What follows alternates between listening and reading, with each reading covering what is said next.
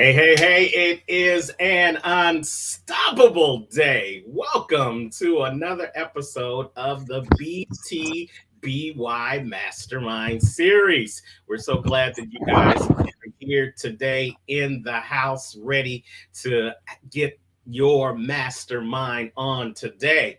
I am Terrence, the Unstoppable Coach Leffridge, and this is the Professor of Change, Brenda Ringwood. We're your hosts today for the BTBY Mastermind series. Hey, Brenda, how are you? I am absolutely unstoppable because I get to work with the famous Coach Unstoppable.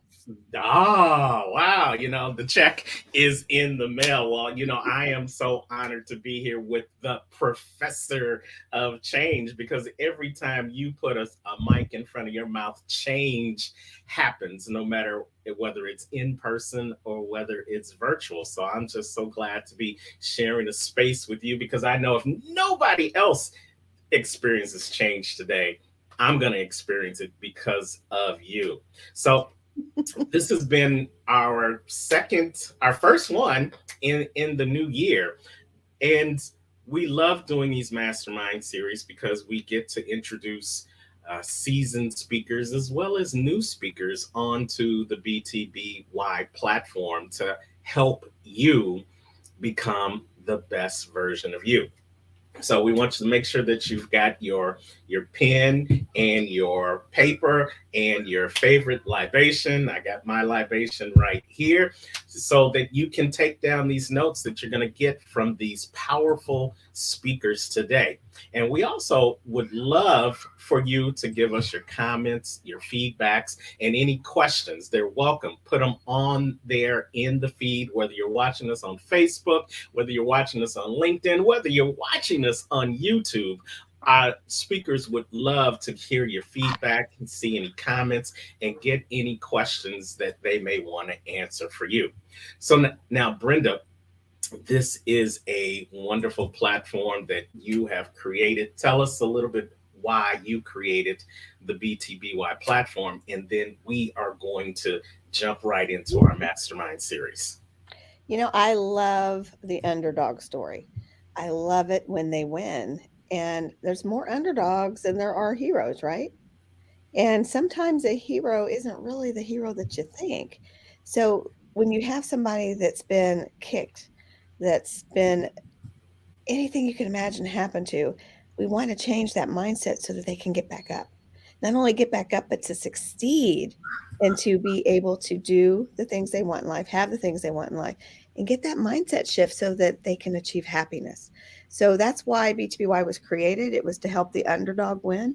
It helps people, give them a second chance. And even if they don't need the second chance, it helps them to get to the next phase, the next level, the next stage of their life. I love it. And the BTBY Mastermind series is being sponsored by Becoming the Best You.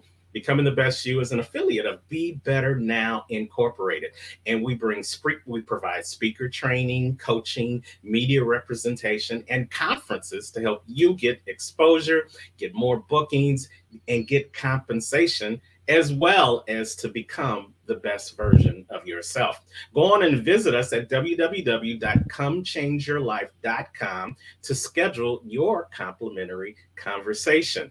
And we'll be right back with our first mastermind speaker right after this. One of the best conferences of the year is finally here, Becoming the Best You Conference. Join us live or virtually and hear from the greatest speakers in the country. Brenda Ringwood, Terrence Leffridge, Stacey Wahey, Arcavius Armstrong, Dr.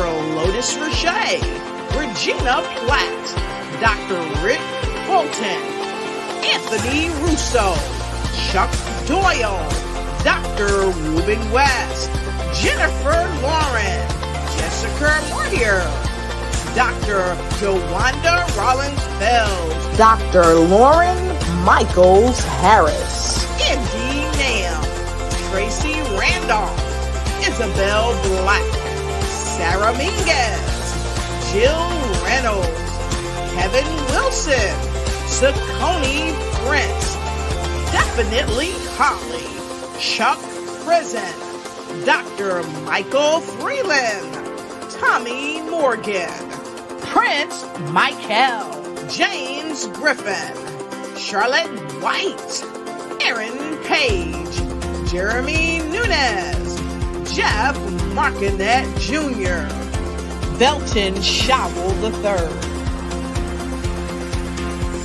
Becoming the Best You Conference, February 17th through the 19th, 2023. Clayton Plaza Hotel, St. Louis, Missouri. Get your tickets today.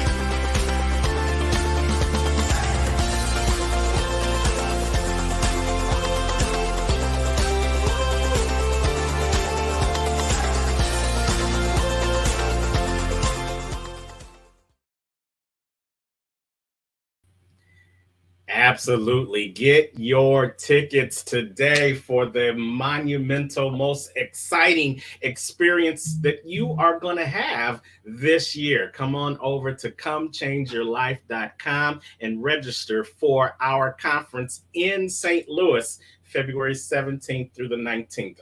Brenda, I can't wait to see all those faces that are ready to experience change. How about you? I have been anticipating this. I have been looking forward to it for a long time. And the reason for that is twofold. We get to make a difference when we do these conferences. But then I get to meet the most amazing people that go on to become part of our circle and to help them grow. And that to me is the most rewarding job you could ever have. So yes, I'm looking forward to it because it was supposed to be in October, so we changed it. So yeah, had a few months.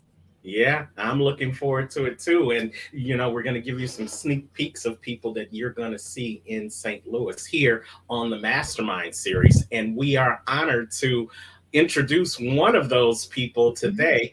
He is Abdul Muhammad II. He's a mindfulness facilitator, and that is a powerful statement that he'll share more with you during his presentation. But he's also a digital marketer and an executive coach. And over the last decade, Abdul has intertwined his dedication to mindset, community, and consciousness into his daily lifestyle. As a certified breathwork coach, martial artist, and yogi, he delivers a unique mind development mastery practice that provides a transformative lifestyle resource for those seeking personal and professional growth via mindfulness. Let's welcome to the stage our first mastermind speaker, Mr. Abdul Muhammad II. Hey, Abdul, how are you? Yes. Yes. I'm feeling unstoppable. I'm feeling unstoppable. Come on, I'm here. Yes. We are so glad to have you here. We're looking forward to hearing what you have to bring to us, and the stage is yours. Thank you so much. Thank you so much, Terrence. I really appreciate the warm welcome and invite. I want to also just really call out my gratitude first and foremost to Brenda, who, we met, we connected, and right away there was just energy and really looking at my commitment to support anyone that's committed to growth, personal growth, and growth for the community. And right away, I knew that Brenda had that. And then from there, her immediate connection was to Terrence. So I just want to thank you guys again for the opportunity to be here, for the trust, and especially opening up for such an important moment. And then I want to also thank all of you who are tuning in. I know you could be doing anything right now, anything in the world, but you're taking time to spend with me. And I sincerely want to give gratitude for you because that means that you're up to something. We all are seeking something. And so for the moments that you are blessing me to spend time and share my story with you, I just want to bring gratitude and love and hope that in the time we spend together, that I can inspire you, that I can provide just a few bits of nuggets that hopefully by telling my story, you see something in you that may spark you on your path to becoming your best you. And along the way, hopefully learn a little bit about my own obstacles and journeys as I got here. But I first want to start by inviting you all to just take a moment to just breathe with me. Yeah, just take a moment to just breathe with me. Get to a nice, comfortable position, whether you're sitting or standing. And I just want to provide an opportunity to just take a brain break.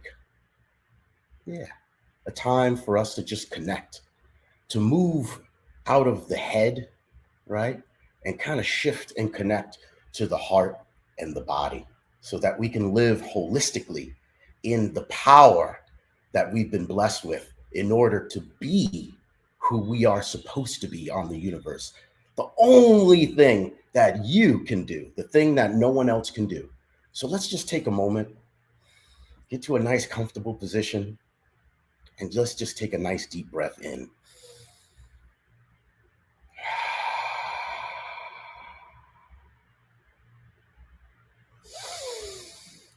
Mm.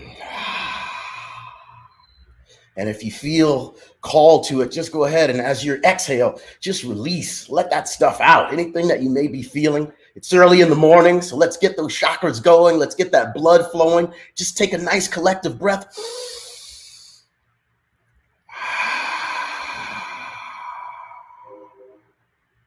And now I invite you to just take 3 breaths at your own pace.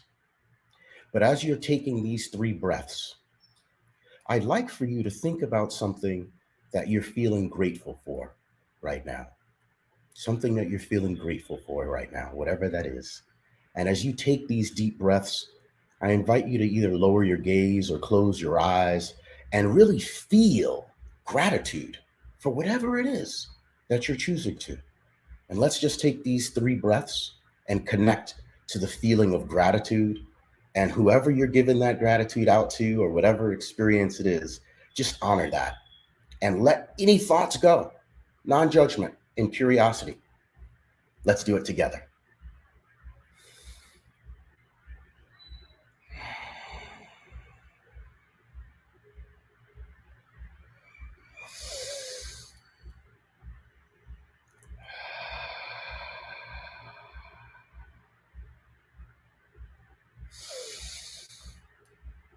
Ah, that feels nice. Yes. You know, when you breathe in, you can feel things in your body that you may be conscious or unconscious about that you need to let out in order for you to be in a place to create something different moving forward. And so I always start my day with a little breathing so that I can ground myself into that power, into the only thing that you can control, which is taking control and agency over your life. And the one thing that is the most important thing to us is breathing. But oftentimes we focus on doing diets and what we're taking in our head. But if you went minutes, 10 minutes without breathing, what happens? So just think about the benefits it does when you bring mindfulness and intent to your breath every day on a regular basis as things come up. And I hope that that gratitude practice opened up something for you, just a little bit. I know we spent just a little bit of time doing that, but I also want you all to understand the connection to it. Right now, there's this feeling stuff, but there's also science behind this. There's actually something going on in your body when you're breathing. You're actually managing the oxygen and the gases that are in your blood that have a direct impact on your behavior, on your productivity, on how you show up, on how you react to things, right? And this is critical when you understand the power of breathing and what that has in regards to your ability to be in control and to have agency on who you are being, who you are becoming, right? As you on that path to be the best you. And that allows you to have control and agency. And so when you breathe in and you feel certain things, whether it's conscious or not, and you let it out, it allows you to create that space. You're actually shifting your nervous system. You're doing neurotransmitters. You're connecting to these synaptic nerves within your body. And you're introducing yourself to different levels where you're able to shift from your sympathetic nervous system to your parasympathetic nervous system. Yes, sympathetic to parasympathetic. You guys have heard fight and flight, right? And rest and digest. These are things that are general practices, but how many of us are actively taking this on and integrating it into our life in order to be powerful, to show up practicing mindfulness, which is non-judgment and curiosity. Yes, that's all mindfulness is really just being curious in the moment and not bringing things in the past or your judgment. And I invite you all to do that as you spend time with me today. I know your brains have been flying around. What is this guy doing? Breath work? What are we doing? I'm here to become my best you. Where's the connection? Whatever the story may be that may be swirling around, I invite you to put that aside and practice non-judgment and just curiosity. Curiosity not only for what I'm saying and who I'm being and what I'm trying to provide, but curiosity for what's going on in your world right now as you're choosing to co-create this very moment in order for you to take away something that will touch, move, and inspire you. So I invite you into this dance of co-creation to bring forth mindfulness for the moments we spend together and practice non-judgment and curiosity. As I just share a little bit about my journey and how my journey got so far here, I'm actually living my dreams. I'm living my dreams. And I want to pull out a caveat. If you guys hear something in the background, I'm actually in a small village town in Honduras, in San Juan Tela, 3 minutes from the beach. It's amazing. I get to wake up every single day. My day starts in the most incredible way. I get up around 5 o'clock in the morning. And yes, it's because I have always been taught to, when you get up early, you know, that allows you to start getting a jump on the day and it produces great outcomes. But at the same time, there's a reality for me. I've got roosters here that start going off around 4:30 in the morning. I've got horses that are walking right outside my doorstep that I hear. I've got a cadre of birds that decide to just give an orchestra every morning. I'm really like living in nature here. And so that all happens at 5. And so to align with divine nature and energy is something that just resets and calibrates and allows you to really take in the true nature of yourself as you connect and rise with the nature outside of you, right? That gives us all life, right? The sun, air, etc. And then I get up after that, and then I got to go make my coffee. Because, yeah, I'm not really a morning person. You see this smile and this energy right now, but it doesn't start that way. I get up like this, and then I go straight away to make my coffee. And since I'm in Honduras, and no, you don't hear an accent because I am 100% American gringo with a name Abdul Muhammad. I know lick of Spanish at all until I moved here.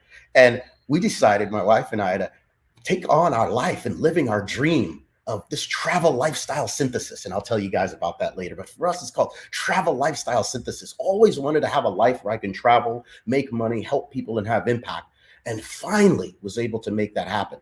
And so here on the beach in Honduras, this became our headquarters just in October. So it's only been a few months. And I've been so blessed to wake up in that way. I live 3 minutes from the beach. I walk out to this beach on San Juan Tela. It's gorgeous. I look to the right. I look to the left of me. I'm taking in this beautiful blue-green hues water and seeing the sun reflecting all off, beaming on my skin, soaking up that vitamin D. It's incredible being out there. And no one's out there on the beach. No one. It's insane. I love it. And then after that, that's my morning. I get up, I sit and I do meditation and the breathwork practices that I have learned over the years. And different breathwork techniques do different things. It allows me to either soothe, heal, restore, or get empowered, revved up, etc. So learning all about that, how I can really control this body. This body is not me, right? So learning to detach from the body and understand that I am something beyond and above, and the way to get access to controlling the body, the mind, and all of these things that have us trapped and prevent us from living into our dreams is really connecting to the innerverse by gifting yourself first. I take the first 3 hours for me. And like I said, I get that coffee. Since I'm in Honduras, I get on my phone and I pick up my Duolingo app, and proud to say, I'm on my 80-day streak with Duolingo, meaning every day for 80 days straight. I'm on that app and I'm learning Spanish because I'm here. I submerged myself. And so now I'm here and I'm enjoying it, and I'm taking time before I reach out and talk and communicate with anyone else. I'm taking time for me.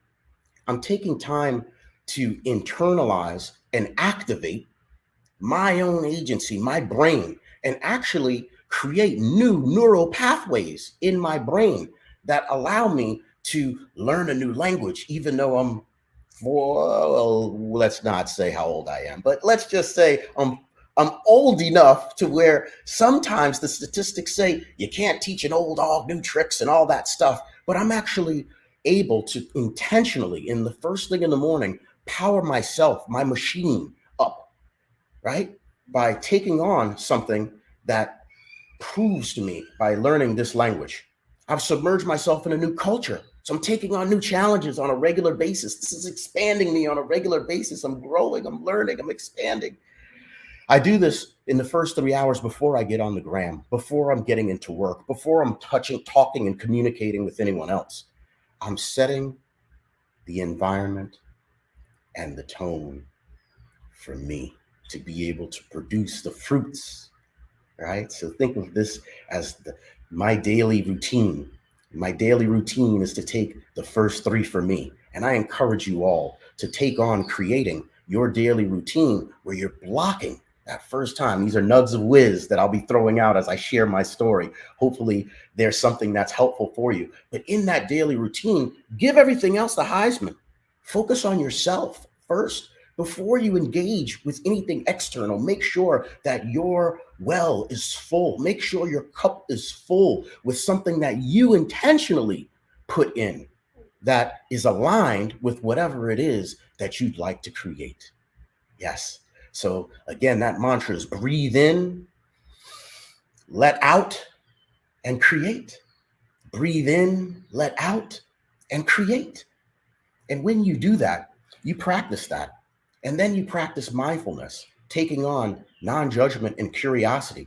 It allows you to live that life of your dreams. And for me, it's one where I get to wake up in the morning and be on the beach and connect and align myself, and then get back to my world. I get into a little bit of movement, right? I start moving my body. I make sure that my lymphatics are taken care of, which triggers my immune system. So all of these things like COVID and all of these things that were out there for us that are constantly bombarding us, it allows me to create this protective cocoon around me every day. Think of it as a force field every day. Yes. And by being intentional about taking ownership of your own ability to optimize your immune system, so that when the flu comes for you and the COVID comes knocking, you're saying, not here, not here. And I'm proud to say that I'm blessed. And my heart pours out to everyone who has experienced COVID. I know a lot of family members. I know a lot of friends, people who have even died. So I just want to take a moment for them and all of you who have been impacted by COVID. And I want to share my story as hope. My wife had COVID twice. We stayed in the bed. I took care of her. I didn't leave her side. I loved her. I kissed on her, etc.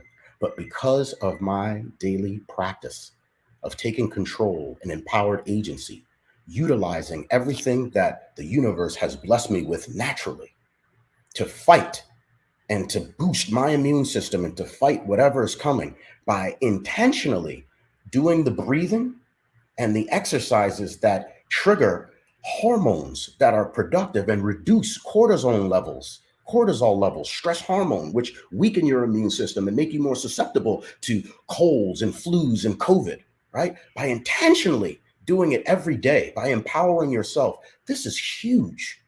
And not enough of us do that, which is why these things continue to pass. So I just wanted you all to take that nugget, integrate that into your morning, daily routine, breath work, etc., so that you're able to do that. When you move, your lymphatics are triggered, which then protects you. You're amplifying your own body's ability to be more productive, to create whatever it is in your world, whether it's your personal goals or whether it's your business goals, because we know that there's no separation with who you are and who you're being and how you show up in all areas of your life, no matter how much we try to separate. Right? And then how you actually show up for work. And many of you may own businesses, and we all know that people don't do business with business. We do business with people. There's a reason why I chose to be here with Brenda and Terrence.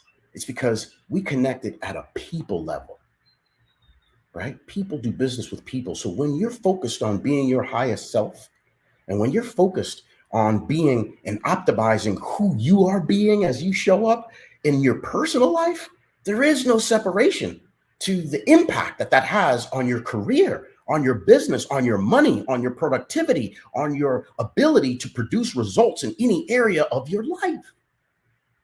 And so I ask you, start your day by taking the first three for you and taking time to integrate that as a ritual that every day you make it your routine that you repeat. Ritual, routine, and repeat. There's a reason why in all religions and all things are powerful, there's ceremonies and things like that. And, before people play games, there's like all kinds of rituals. And, all religion is based on rituals and ceremony. There is a reason, because there is something that's happening inside us, transmitters, there's neural pathways, there's things that are happening inside us that actually trigger and activate the own body's ability to optimize in that peak performance and allow you, when you take on that ritual that you repeat, it actually creates what's called neuroplasticity in the brain. Neuroplasticity, and that's the brain's own ability to actually reprogram your way of being, your mindset, so that you're able to take on things in a different way. And so getting in touch with your breathing and creating a daily ritual that becomes your routine that you repeat, that actually creates new neural pathways in your brain that allow you to accomplish and achieve things that you had not before. And so we start every day with that, taking the first three for me.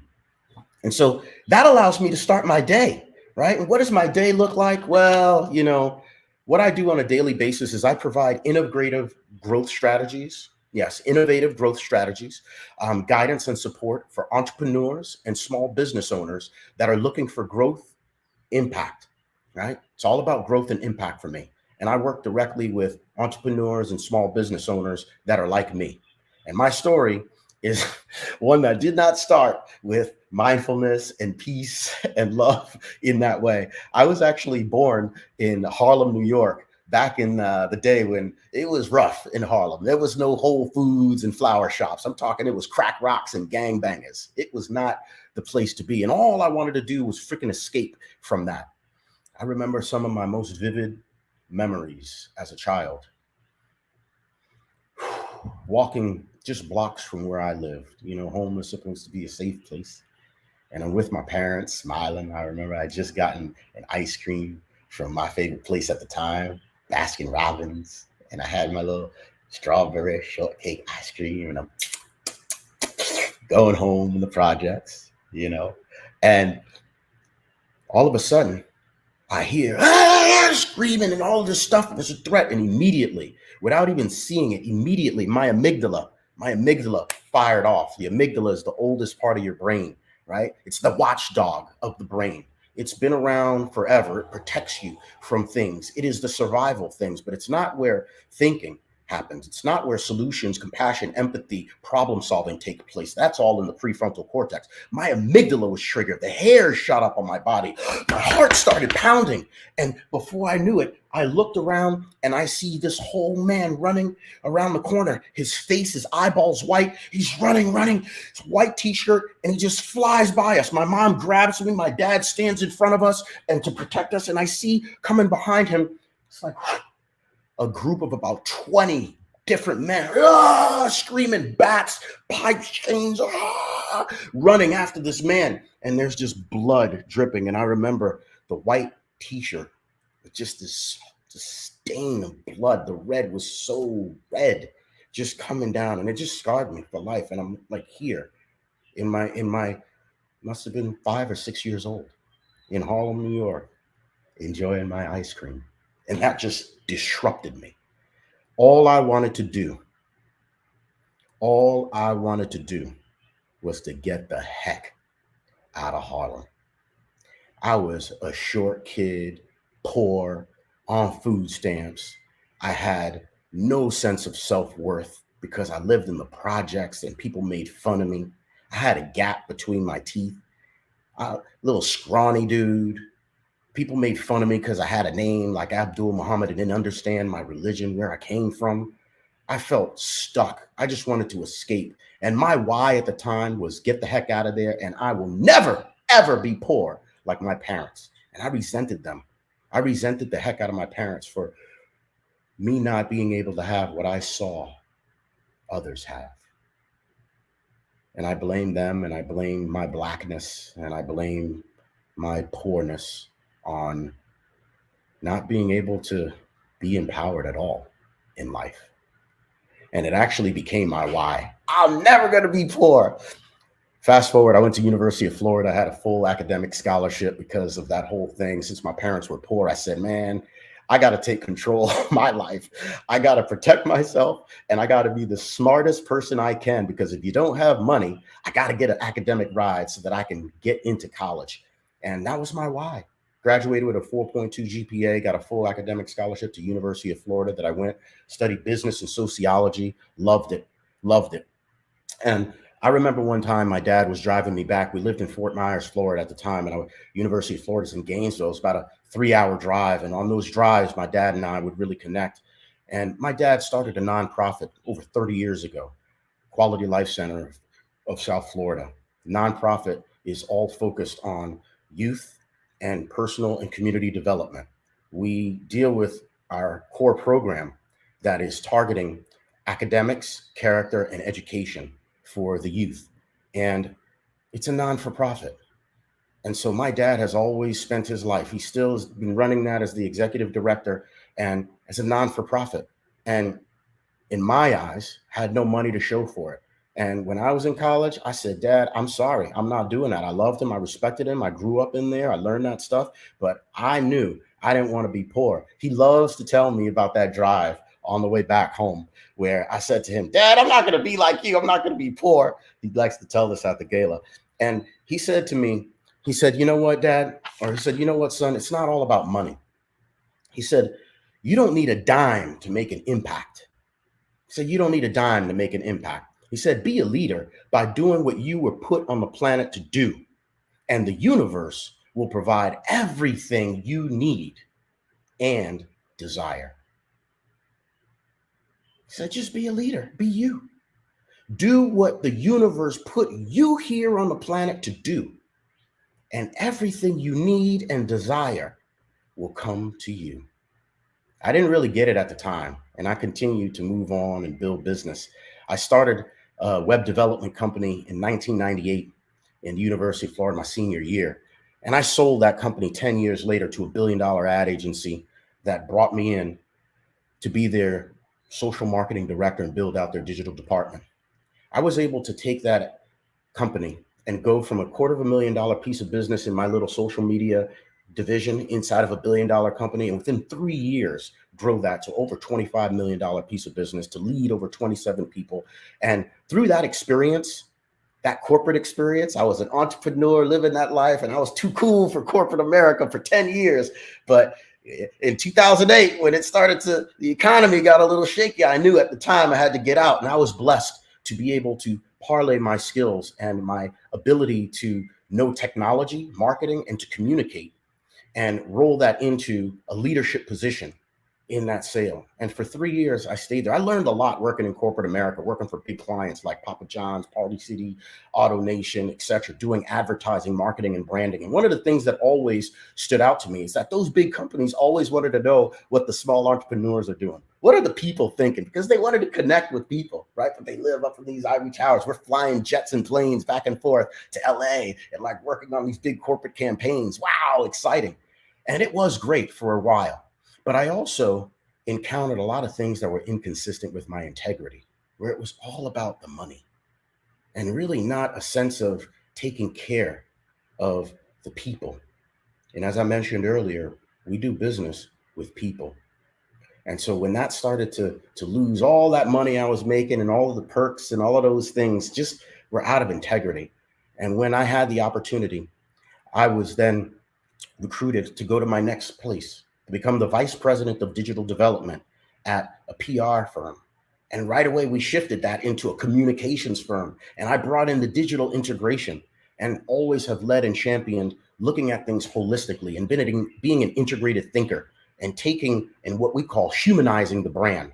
And that human connection and really bringing mindfulness in has allowed me to be successful. And so I stayed there as the vice president of digital development for 5 years and grew my department by double digits year after year for 5 years, just like I did in the ad agency, focused on growth and profitability, not only for the bottom line for the companies, but most importantly for the team and the people that I touched, which allowed me to be successful. I didn't get anywhere by pouring and leading and giving. And my mantra had always been listen for and reliably deliver what's most important to my team so that they understand and can deliver to the clients and who we serve. And that is what allowed me to go from vice president of digital development and within 5 years to become chief digital officer and partner in RBB Communications. And from there, for 2 years after, so a full 7 years, just learning and growing and developing. And then in 2020, decided I'm actually missing something. And it was amazing, but I'm missing something in my heart. And my dad's voice about impact, that drive in Gainesville kept coming back and coming through. And so the call to impact far superseded the money for me. I also was in a race where I was caught up doing a lot of things that I didn't really feel happy about. And so while I was making money and seemingly successful, I knew that I was feeling old and being drained and sucked out. And I was not truly living into my purpose of full self-expression. And my journey into the innerverse got me to what I want to share, which is my life's work. It has allowed me to create a lifestyle that I call lifestyle synthesis, where there's no separation between what I do for a living and who I'm being and my passion and my purpose. And I can 100% say I'm living my dreams. I resigned as the chief digital officer and partner in 2020 so that I can focus on living into my creative expression, so that I could focus on providing impact on community, and joined my dad to continue to build out that nonprofit Quality Life Center and focus on personal development and community development. And for me, I love arts and entertainment. It has always been something for me. So I decided, yes, in my middle age, to go ahead and put out an album that was all about inspiring and uplifting humanity. Because although I'll never forget my roots and my upbringing, listening to hip hop and enjoying things in Harlem, I also understand the trauma and the detriment that violent language has on the psyche. And as I've gone through all my neuroscience and unlearning so that I'm empowered and I can show up to be the best me, I understand that what I take in and listen to is just as important as the food and the air that I breathe. And rather than railing against hip hop music, I decided to create conscious music that uplifts humanity and stands against the violence that has destroyed our people and has riddled our community. And how can I be the change that I wish to see rather than talking and waiting for anyone else, government, anyone else, other communities to step in to what has impacted and affect my life? My dad told me when I was little, don't be afraid of these people on the street, these bums, these gangsters. These are your people. One day you will learn and you will come back and you will teach. And that's what I want to show all of you. All of us represent communities in our passion and have our why. Now my why is about impact and you. My why is about uplifting humanity. And there's no separation to my ability to attain wealth, to grow and profit, whether it's in my personal life or what's in there. I've built it on my 9 seeds. Those 9 seeds, as I wrap up, are living fully self-expressed, being inspired, being empowered, having always activating your heart for infinite love, being all about fun. You got to have fun in your life, which then leads to wealth and abundance that you should be grateful for and stand in your own integrity, and you're able to create. Those are the 9 seeds that live a powerful world. Thank you all for listening. And if you need anything, I'm here for you. Please hit me up. Anyone who's listening, there's an offer for you where I can share in a complimentary consultation, whether it's for your personal life or your business. the 9 seeds and how you can integrate it to become the best you. Thank you all.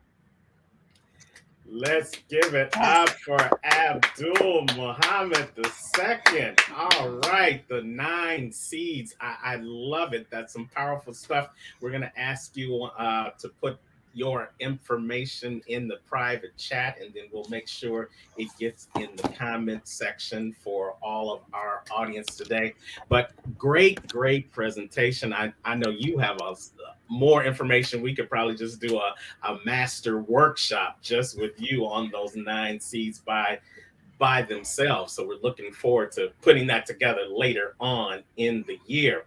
But what really struck me and is your personal journey, from the mean streets of New York into this phenomenal enterprise that you've created for yourself, but you're still humble in all that you say and all that you do. How do you keep that balance?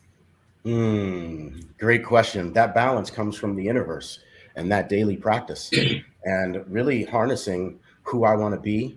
And again, practicing non-attachment to what people outside of me may think about me. And so that allows me to just stay and maintain an even keel, equanimity, no matter what happens, know who you are and show up in that way. And no one can take that away from you. It's our really only power in this world. I love it. Brenda, what did you think about his presentation? He probably never looks at ice cream the same again. I love the introverse part, and I love the fact that he decided that he was not going to have that life, and then he did it. He escaped. As he said, he escaped it. He was going to escape.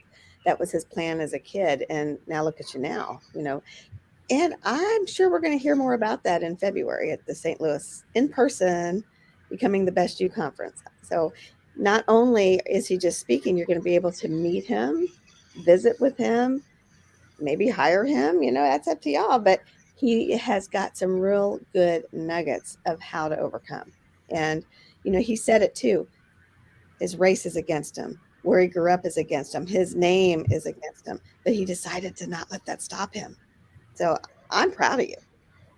Absolutely. Unstoppable. Thank you. Hey, there you go. And I really loved what you talked about early in your presentation. Take the first 3 for me. That is so powerful, and that's so needed in everybody's personal journey, to really remember to take that time for yourself. That's how you start the path and continue on the path of BTBY, which is becoming the best you. So we thank you so much, Abdul, for getting us started right on our BTBY Masterclass. Again, we look forward to seeing you in February at the Becoming the Best You conference in the Lou. He's going to be there, y'all. So make sure in the Lou that you join us there as well. You can go to the ticker down below at comechangeyourlife.com and register, and you can meet live and in person Mr.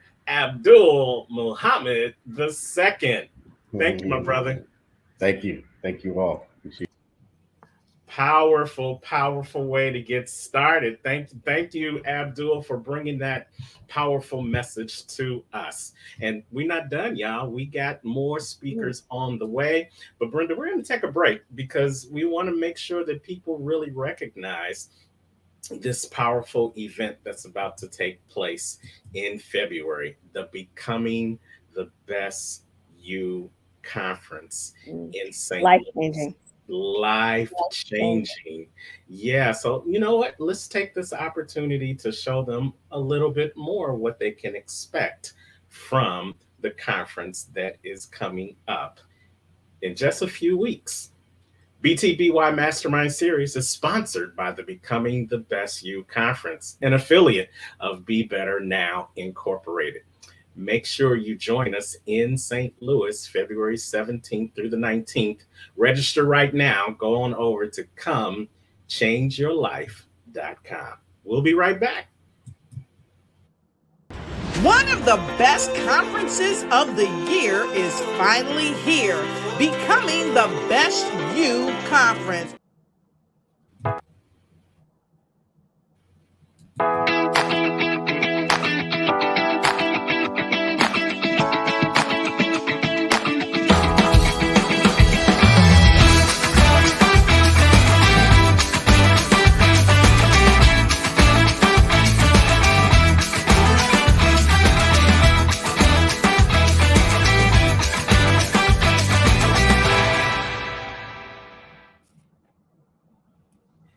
Yes, yes. So that's just a sneak peek of the things that you're going to see when you join us in St. Louis. Go on over, you see it on the ticker below. Come change your life.com, where you'll see speakers, you'll get your mind fed, you'll get your body fed, you'll get your soul fed, and you'll get some fun comedy and entertainment, all for the low, low price once you go over and register at comechangeyourlife.com. We appreciate Abdul, who just rocked the house with us, opening up our presentation for our mastermind series. We want to make sure that you get an opportunity to reach out to him, so you can reach him on his LinkedIn. And his LinkedIn is linkedin.com, IN Abdul Muhammad. Go over and learn all the great things that he is doing over there with MD Adventures. All right. So we are going to move on to our next powerful mastermind speaker. Brenda, who do we have? I met this lady down. Actually, you might have met her too, because we met her at a networking event in Florida. And there's power in people, just like Abdul said. People. That's what this is about. And when you come in contact with people that you just love, it makes your job even easier to work with, right? And I got to thinking, I really hate networking. I mean, I do. It's not what I like to do, but I call it a necessary evil. But then when I get there, I love the people. And this is where I met a gal at, and her name is Stephanie Simmons. Let me tell you a little bit about her. She has been an education consultant for a long time. She has a passion for providing supportive encouragement and education to adults. She's an educator, a speaker, a curvy model, voice actor, and advocate. Man, I can't wait for you to meet her. She is an advocate for the encouragement of others, self-care, hope, and healing. Stephanie has been provided professional development and training and conference from live stages and virtual stages to administrations that are full of educators since 2017. She has over 20 years of experience in early childhood. I mean, come on. What a blessing to have you on with us, Stephanie. Thank you. Happy to be here. Thank you so much, Bren. Thank you so much, Terrence, for having me today. Absolutely. Welcome to the stage. Welcome to the BTBY Mastermind series. And Stephanie Simmons, the stage is yours. Thank you. With the word mindset. Now, I know you're thinking, oh, another definition. Yeah, I want you to think about it. Mindset is defined like this. It's the driving force in the quest for success and achievement. A mindset that combines discipline, strength, confidence, and ambition is a powerful mindset. This can achieve anything it sets its sights on. However, sometimes you might have that mindset and you might want to achieve all of those wonderful attributes that definition encompassed. But sometimes you get derailed. Sometimes you get discouraged. But sometimes you can overcome those discouragements. I speak life. Who are you? If you had to describe yourself in 3 words by I am A, I am B, and I am C, who would you describe yourself to be? Who are you deep within your core? Well, let me take you on a journey. See, I teach by trade. I'm an educator, and my degrees will support my education in psychology, and I have over 25 years of experience. I've taught in public schools and higher education. By being an educator, I am a lifelong learner. I am a studier. I am a researcher. I gather information, and then I share it and then teach it to others. But I master someone else's work. I understand the work of others, and I will understand their purpose so well that I teach it to others. Now, within that skill, I also had to create a regimen and a discipline of consistency and strategy in order to master their information in order to teach it to others. I have to understand timing and delivery, but that's not who I am.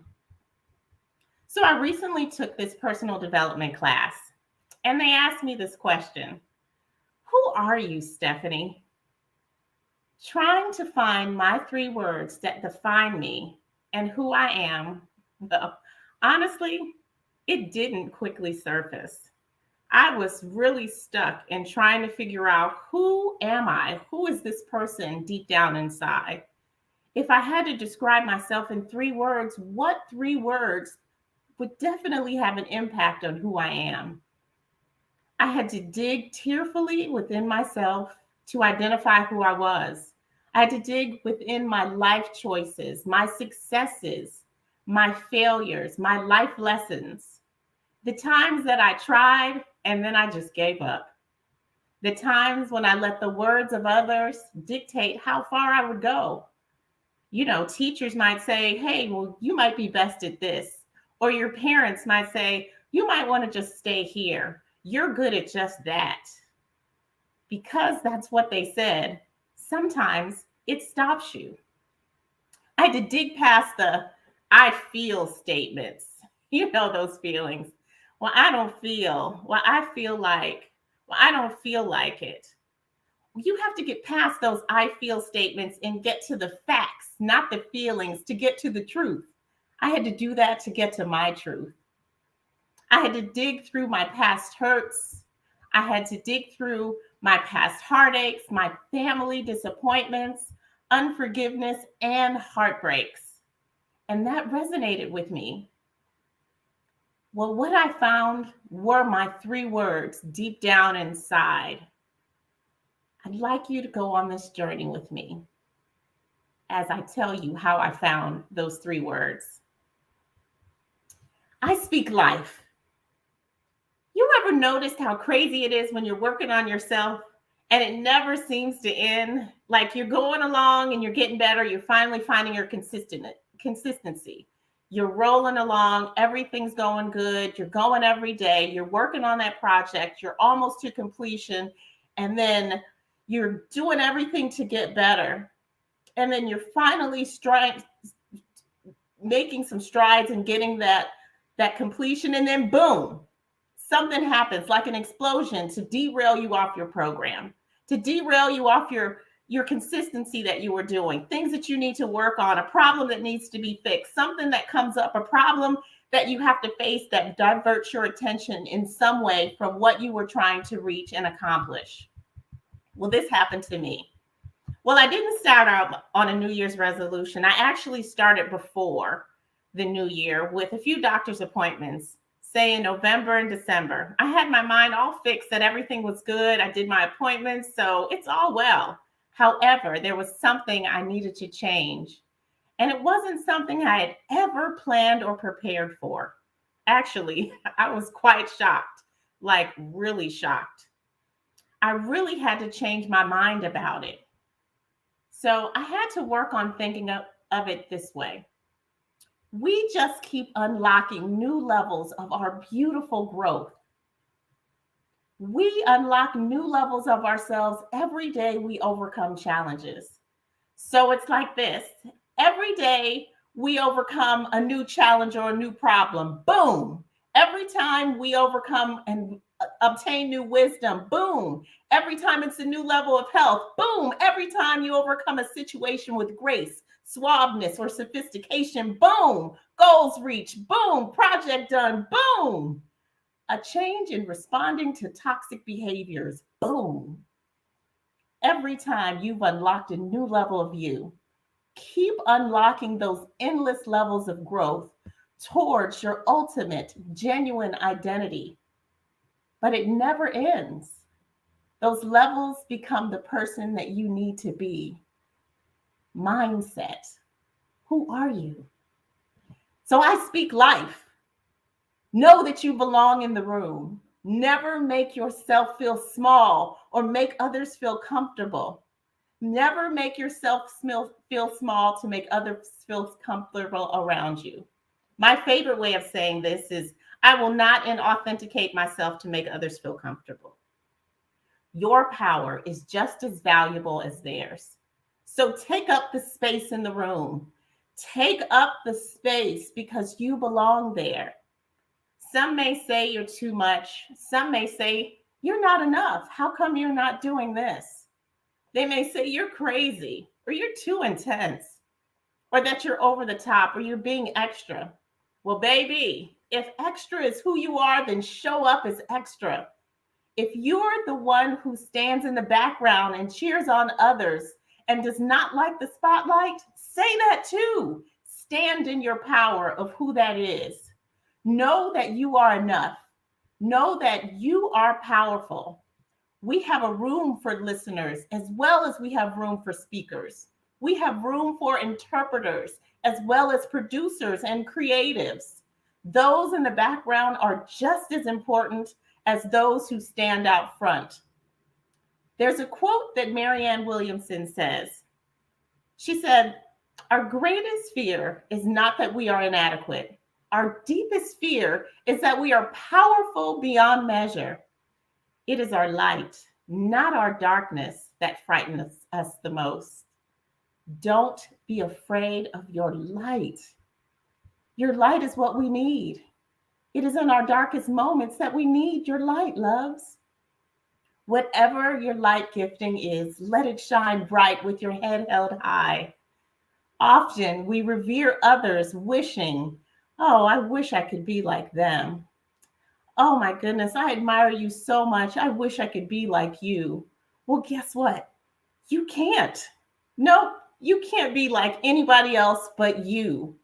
You can only shine bright like you, the rare diamond that you are. So stop playing small and know that you belong in the room. Flip the switch and be the light. It's mindset. Who are you? I speak life. Take your losses as lessons. Yeah, we put forth our best efforts to succeed at something we love or we're passionate about, and sometimes we might come up just a little bit short. Listen, your setback is just a setup for a bigger and greater comeback. You hear me?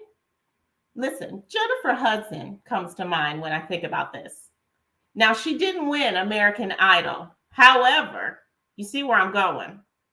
She kept her options open, and doors and opportunities kept opening up for her over and over and over again. She wasn't the winner. She was not the one that succeeded. They can also open and open and open again for you, even after failure.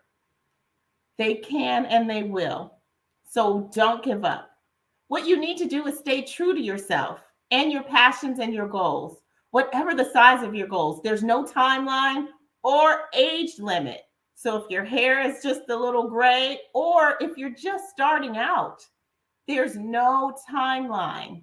Even if you succeeded in a career already before, and now you're trying to start on a second career, go for it. Even if in that second career you fail just a little bit as you move forward, continue to work toward what sets your heart on fire. Find other avenues that you may need to learn or improve upon that skill. Take a class or put yourself in a situation where you may have more opportunities for achievement and success. Just because you didn't win that time, know that winning is still possible.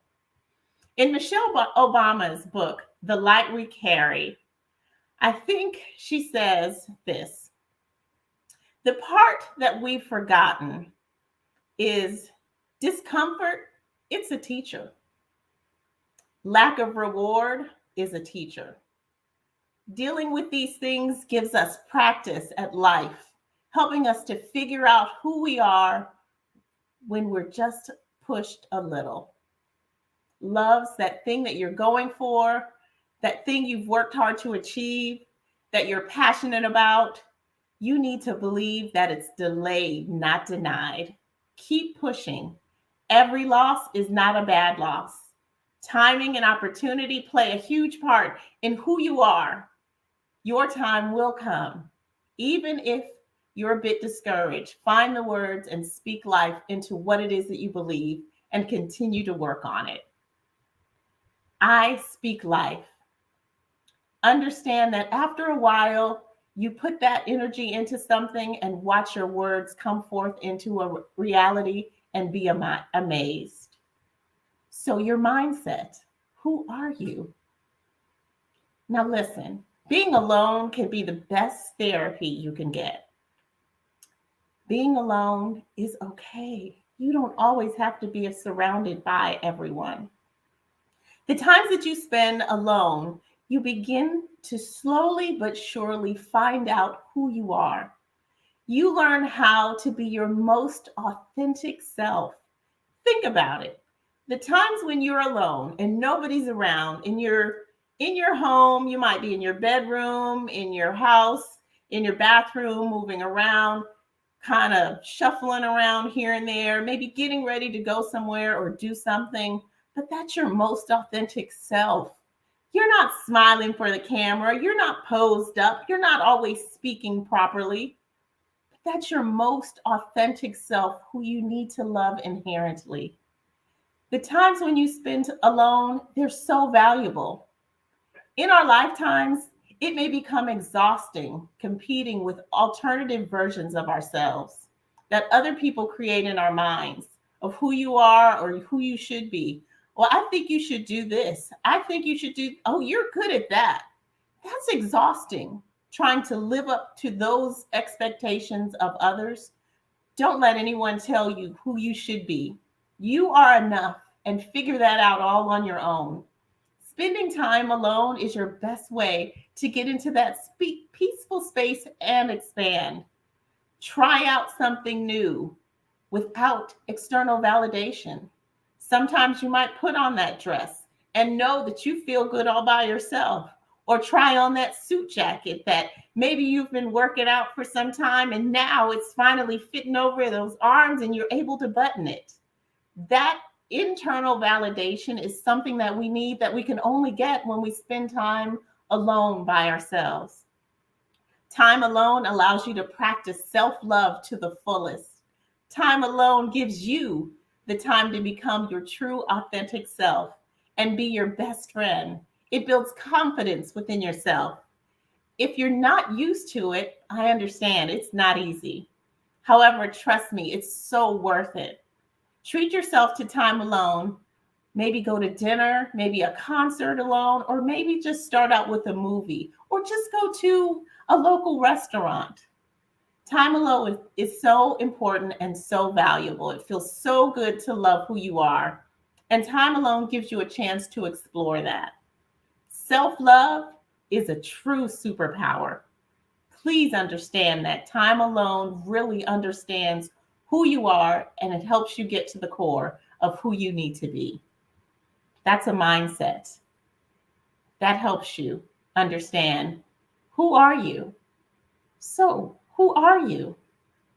Well, maybe right now your journey isn't about finding that new career. It may be not the time to even find that new love. Maybe right now your journey is about you. Maybe this is the season that you're being challenged to stand alone and trust within the power from whom all blessings flow. To stay within yourself and trust God's direct timing and instruction, your own safe place. Maybe right now you're being reminded that the people who walked away were only ever leading you back to yourself, to trust that you're okay all on your own. Well, here's where growth happens, right where you are. It happens where it helps you to adapt and mend and reclaim all the pieces that you left and you let others walk away with, because you gave a little bit too much of yourself to others. Here in this space is where you're being kinder and gentler to yourself. Your soul is giving yourself the same kind of love that you've always given away to others for years. Here, you're not rushing to give your heart away, but you're holding on to it to strengthen it instead of depending on another human being to fix it. You have the keys and the ability to heal from within if you seek higher power to understand for divine guidance. Maybe right now, that's the mindset that you must have. And seeing that all that you encompass, all the giftings and wonderful things that you have are already within you, and that you can do this all on your own. Maybe right now you're healing. Maybe right now you're healing. And that's okay. May you never discredit how far you've come. May you never discredit how far you've come. May you never discredit how far you've come. May you never discredit how far you come. You may have had difficult situations. You may have had hard times. You may not have been the smartest person in the class. Maybe you failed the class a couple of times. I know that when I was in undergrad, I had to take a stats class 3 times in order to pass and get that degree. Maybe you lost your job. Maybe you lost your home. But guess what? You're able to continue to regain, even if it's taken you a while to regain that. You have friends that are helping you. You have supports. You're watching right now. You have the ability to get that encouragement. So I'm going to say it again, loves. May you never discredit how far you've come, because we are all climbing. Even when we've reached that level of success, where we have that level of success where I'm the VP of this, of operations, I'm the entrepreneur of this, I've started 5 businesses. There are some failure that they had to get to in order to know that they continue to climb. May you never discredit how far you come. That's a mindset. Who are you? I speak life. I need you to find ways to laugh more with others, period. Full stop. Laughter is so important. Did you know that humor is associated with intelligence and honesty? That's another thing that I'm learning about myself as I realize I love laughing. And laughing is one of my absolute most favorite things to do. Think about it. When you are laughing, that is like the lightest feeling that you can have. Now, I didn't grow up in a home full of laughter.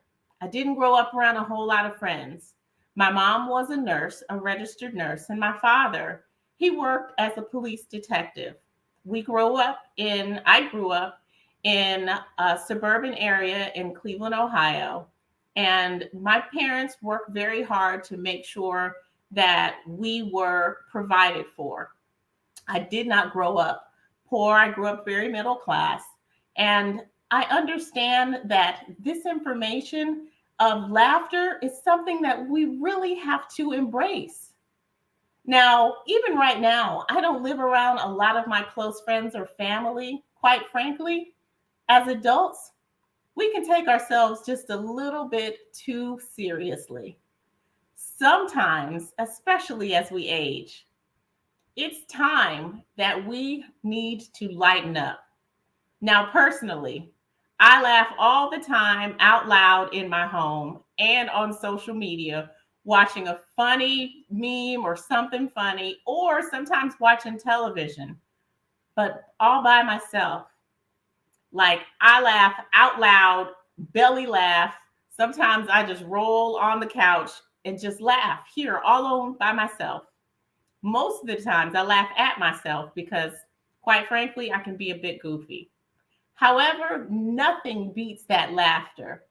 When you're out there enjoying a good laugh with others, you enjoy that time. Laughter is so important. Laughter is like the best medicine. Like, it's like the best medicine. It makes your whole body feel amazingly good. Laughter relaxes your body. It builds your immune system. It lowers your stress hormones. It protects your heart. It lowers your blood pressure. It increases your memory. It enhances resilience. It maintains a healthy blood sugar level. I know, right? It improves creativity. Laughter raises your endorphins for more energy and alertness. It increases oxygen to the brain and it helps you sleep better. And when you're laughing, it makes you look better. Laughter sounds like the medicine we need. Having a good sense of humor builds your attractiveness. Sharing a good laugh with others actually makes you more desirable than ever than you thought possible. Did you know that humor plays a crucial role in flirtation, as well as being the secret strength to a long-term, solid, committed relationship? Laughter does all of that. So think about your lifelong friends or that funny family member. Aren't they the ones that you laugh with the most? Laughter can shift your perspective and change your outlook. A good laugh can lift yours and other spirits and make the entire day better. Laughter turns your sorrows into joy when it's shared with those you love, even when it's shared with strangers. Use your humor to uplift yourself. Use your humor to build your friendships and strengthen relationships. Lighten up. So, whether it's a quick witted retort or a funny mumble under your breath, a quiet chuckle or a hearty, wide open mouth, spit out your drink, knee slapping, doubled over, run across the room, can't catch your breath. Oh, you're wrong for that. Your eyes are crying, your knees are weak. Oh, I'm about to pee on myself. Really good laugh. Baby, find ways to laugh more and laugh often with others. I speak to you as I speak to myself. I speak life. I dare you to bet on yourself. I dare you to bet on yourself. Baby, we have just this one life, and it's full of chances, choices, and consequences. Step out on faith and trust your instincts. You already have the skills and knowledge and opportunities. Don't live a life of shoulda, woulda, coulda. Find the things that serve your life and bring you joy and do them now. Time waits for no man or woman. Whatever is calling you or tugging at you, do it now. Find the courage to step out on faith. Make the choice or lose the chance. The choice is yours. I speak to you again as I speak to myself because I speak life. Find joy today. Take a moment when you have some time and I need you to do two things. I need you to look at yourself closely in a mirror. That's right. I need you to take some time and look at yourself closely in a mirror when you're not smiling. Yeah, that face you make when you walk around the house, when you open the refrigerator, the face you make when you grab your stuff, you grab your keys, you get in the car, you throw your bag in the car, you get in there, the face when you just run into the store really quickly. And I need you to look at that face in the mirror really quickly. Just look at it. Take some time. Some may call it even that resting face, where you just look regular. Now, I want you to do the second thing. I want you to look in that same mirror and I want you to smile. I want you to smile that smile you show in all of those beautiful selfies, or that smile when you see that pretty girl and you want to get her attention. The smile that shows up when you pose with friends, those really good friends, that good, genuine smile when you feel proud of yourself. Now look in the mirror and take a pause and really look at yourself when you smile like that. Now tell me which one has joy in it. What I need you to do is carry that smile on the inside. Carry that smile that can exude on the outside. Someone once told me that happiness is fleeting. It's temporary. When someone says, "Oh, I'm happy," guess what? That happiness can turn into anger, it can turn into dissatisfaction, it can turn into sadness. Happiness is temporary and it goes away. But ooh, that joy, it's something about that joy that's down on the inside that no one can take away. That genuine smile can be that joy that you carry on with yourself on the inside. You can pull from that joy into your soul and you can pull it out in order to push you and propel you to do the things that God has called you to do. Do the things that are in your heart that you really want to do. Find that smile today. With it, find joy. It's unshakable, it's magical. Joy makes you laugh when no one else is around, and ain't nothing wrong with that. Understand that joy will bring that smile, and smiles are contagious. I speak life. What I need you to do also is to speak life into other human beings today. If not today, try it tomorrow. If not tomorrow, try it Monday. Your words, your care, your concern may change the trajectory of someone else's life. Listen, loves, tomorrow is not promised. We just experienced one of the worst experiences in that pandemic that we read about in books, but we've never experienced it. We lost a lot of loved ones. We lost a lot of family members. Tomorrow is not promised. So don't wait. I challenge you to pass on a good word to a broken spirit. I, I promise you that it would not go unheard of. If you can, offer to buy the coffee of the person in the car behind you. Kindness matters. Mindset. Who are you? You are not in competition with anyone else but yourself to grow, to gain, to glow up. You have unlimited power, so I need you to tap into it. Speak the words, "I am living my full potential," because it propels you to get there. I am happy and free to be me. And remember, don't inauthenticate yourself to make others feel comfortable around you. Be true to who you are. Trust the journey, the right turns, the wrong turns. They develop your best self. I am a powerful creator. You may be a mother, a father, an artist, an entrepreneur, a singer. You may work on digital content. You are a powerful creator. Acknowledge your own self-worth. Understand that you belong in the room. Own the space, your giftings. Be willing to face your fears. I dare you. Trust your intuition. Maybe the journey you're taking has you right now on pause. Trust God's timing. It's just a pause. Confidence is my second nature. So within the challenge, I had to find who I am, those three words. It took me that journey to understand and really deep dive into who I was. It was a mindset change for myself. As I dug deep within, the three words that described me most were: I am courageous, I am loving, and I am powerful. One thing I realized is that these three words, I'm that now. However, I'm ever changing and evolving. And I know that this evolution is important to my becoming. So, mindset. Who are you? By passionately believing in what does not exist, we create it. My name is Stephanie Simmons. Understand that your mind has the ability to transcend your limitations. What is it that you see for yourself? Thank you. That was beautiful. Mhm. Yes, that was Stephanie Simmons. Love that presentation.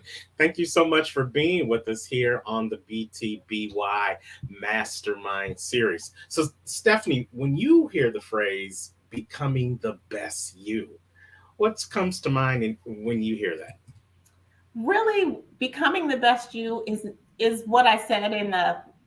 It's not in authenticating who you are. Becoming the best you is owning who you are and being okay with that. That self love is inherent to making sure you are becoming the best you. You can't be a people pleaser. You can't be overzealous in that positivity. Sometimes you're positive, sometimes you're happy, but sometimes sadness comes, or you might just need to take a break. Being authentically you is becoming the best you. I love it. And I love how you shared earlier in your presentation. Don't be afraid of your light. Don't Yes. dim your light so that somebody else's light can shine. The one thing I know about light is that when you share your light, the room becomes brighter, because not because of your light, but because the additional light that's in the room. So you don't have to dim yours for someone else's to shine brighter. Mhm. Thank you so much for that. John E. Avocado said, keep climbing. So he was paying attention when you were talking about keep climbing. And of course, our own Brenda Ringwood, she loved what you said when you said laughing is healing. Oh, So, yes. so Stephanie, if someone wants to get in contact with you and learn more about what you do, how can they get in contact with you? I will put my information in the chat. I am in the beginnings of development, but I definitely have a Wix page where you can reach out for my Stephanie Simmons Consulting, and we will move forward from there. Well, Nice. Stephanie, you made me want to go get my crown and put it on. I see. Yeah. You know, I believe that we should be ruling our own kingdom because we Absolutely. let fear and doubt and what other people say and think about us control what we're going to do in our life.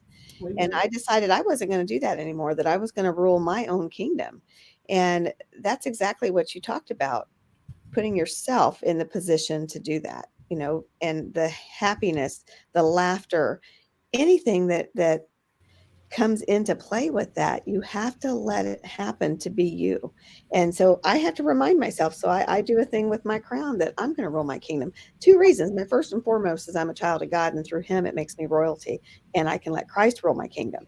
But second and foremost, now I can do it through him. And that's where it's powerful. That's powerful. That is powerful. You really can't live anybody else's expectation for you. You really have to stand in your own power and who you are, and you have to know who you are. That's right. well, That's right. we are glad, Stephanie, that you know who you are and you are standing in your own power. And we're overly excited that you decided to share some of your day with our group, helping them become the best version of themselves so that they can know who they are and stand in their own power as well. We appreciate you and thank you so much for being here. Okay. Thank you so much, Terrence. Thank you so much, Bren. You bet. We'll be talking later. I can't wait to see you in February. I will be there. Absolutely. So, you guys heard it. That's another phenomenal speaker from the Mastermind series that is going to be in St. Louis for the Becoming the Best You conference. It's right around the corner, you guys. February Mhm. 17th through the 19th. Go on over to the link in the clicker below, www.comechangeyourlife.com.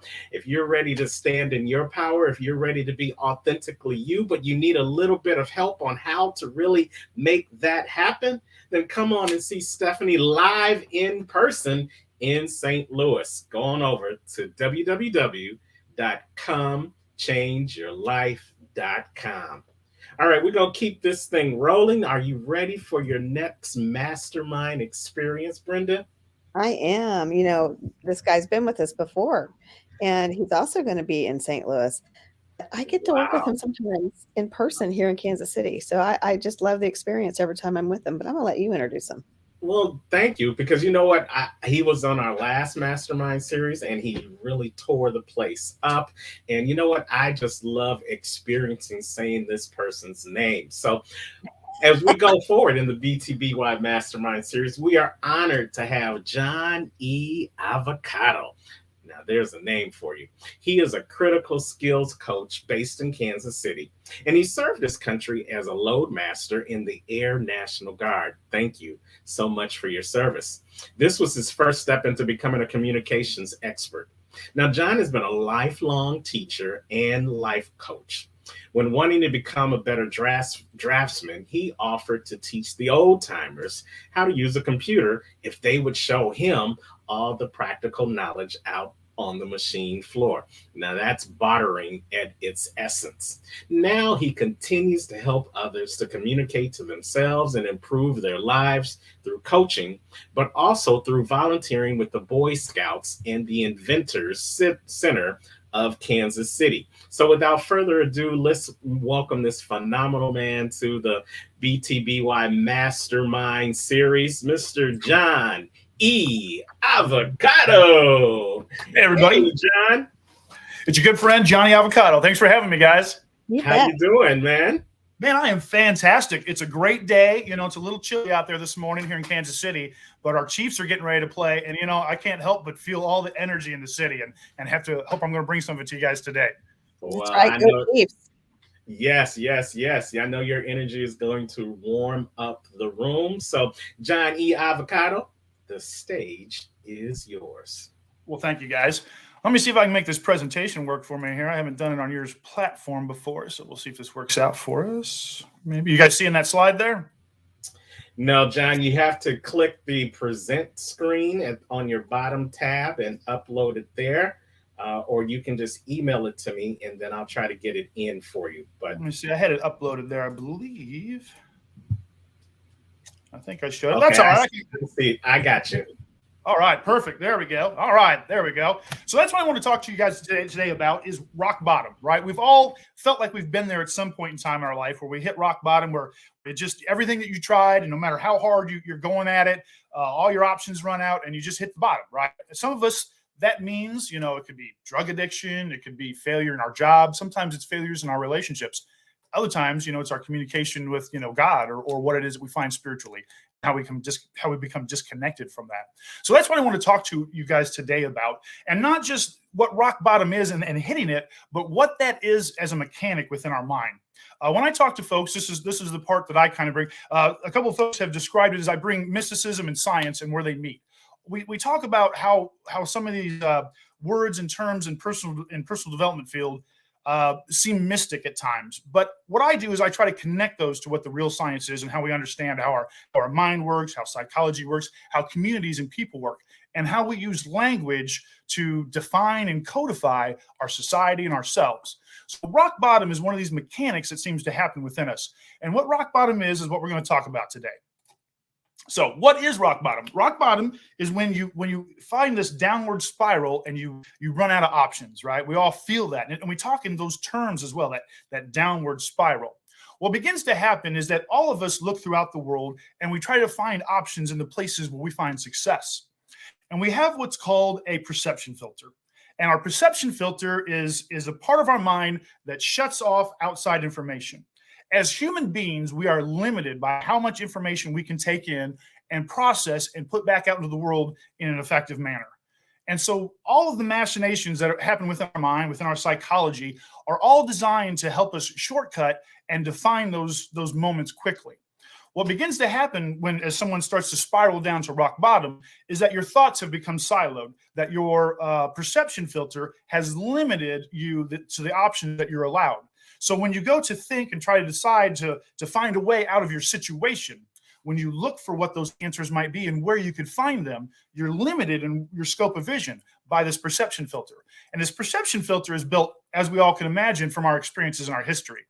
It's given to us by our culture, and it's given to us by our parents. It's given to us by the experiences that we have every day, the carrot and stick as we go through our daily life. And so rock bottom is truly and essentially where you begin to run out of options. I talked last time a little bit about hope and despair. That's kind of a lead in. Much of what I talk about here and last week and here today is in some work that I put together in a book I'm calling How to Human.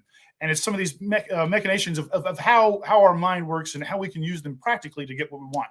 So understanding what happens to someone when you hit rock bottom can be very pivotal to us to help us make good decisions in the future. So rock bottom is when you spiral down and you've siloed your thoughts and you can't find options outside of this limiting scope you've given yourself. So when we think about finding options, we can think of it. Everybody's heard the term, scraping the bottom of the barrel, right?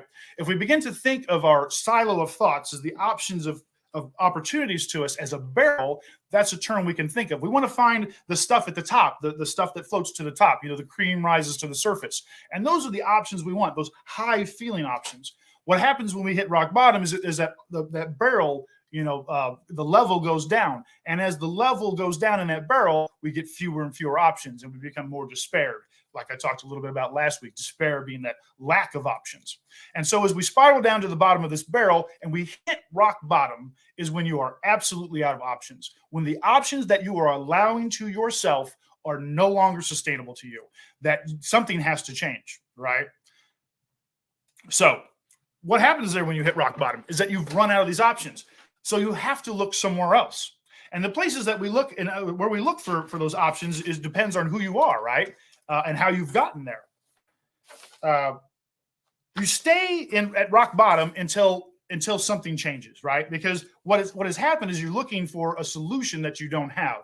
And as you've tried to pursue the solution, you've run out of options. So at rock bottom, one of two things has to happen to you. You either stay there until the outside world changes and pushes you out of this situation. It presents or provides an opportunity to you or forces one on you, a change, or you have to go outside of your silo of thought and you have to go find and explore those options somewhere else.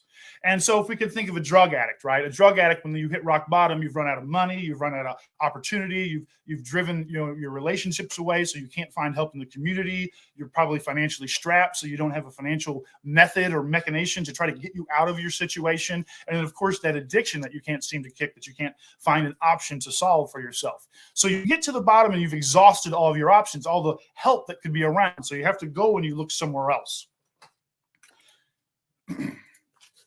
So why is rock bottom different for everybody, right? And we've all seen this in some folks. Some folks get all the way down to the bottom before a change is forced upon them. We talk about that drug addiction.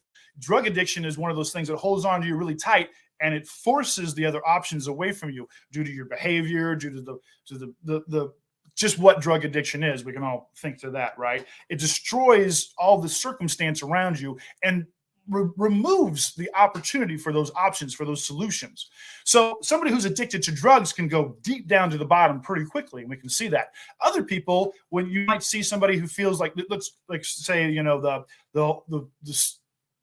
commercial we oftentimes see for medical medicine and stuff to try to help you with depression or things. You see somebody sitting on the couch and they're just sitting there and they're all alone, but to them that's rock bottom. They're out of options. Others might look at them, well, you're in a house and you've got food and blah blah blah. How is that rock bottom for you? But what it is that you like I talked a little bit before, is that you siloed your thoughts and you begin to believe that you're not meeting your minimum standard. And so that's what we're going to talk about here in just a second. What are standards? So standards are self-imposed triggers. Now, a lot of us can think of what a standard might be. There's laws, right? Laws help set those standards. If you're a religious person, the 10 Commandments probably help define or determine what your standards might be.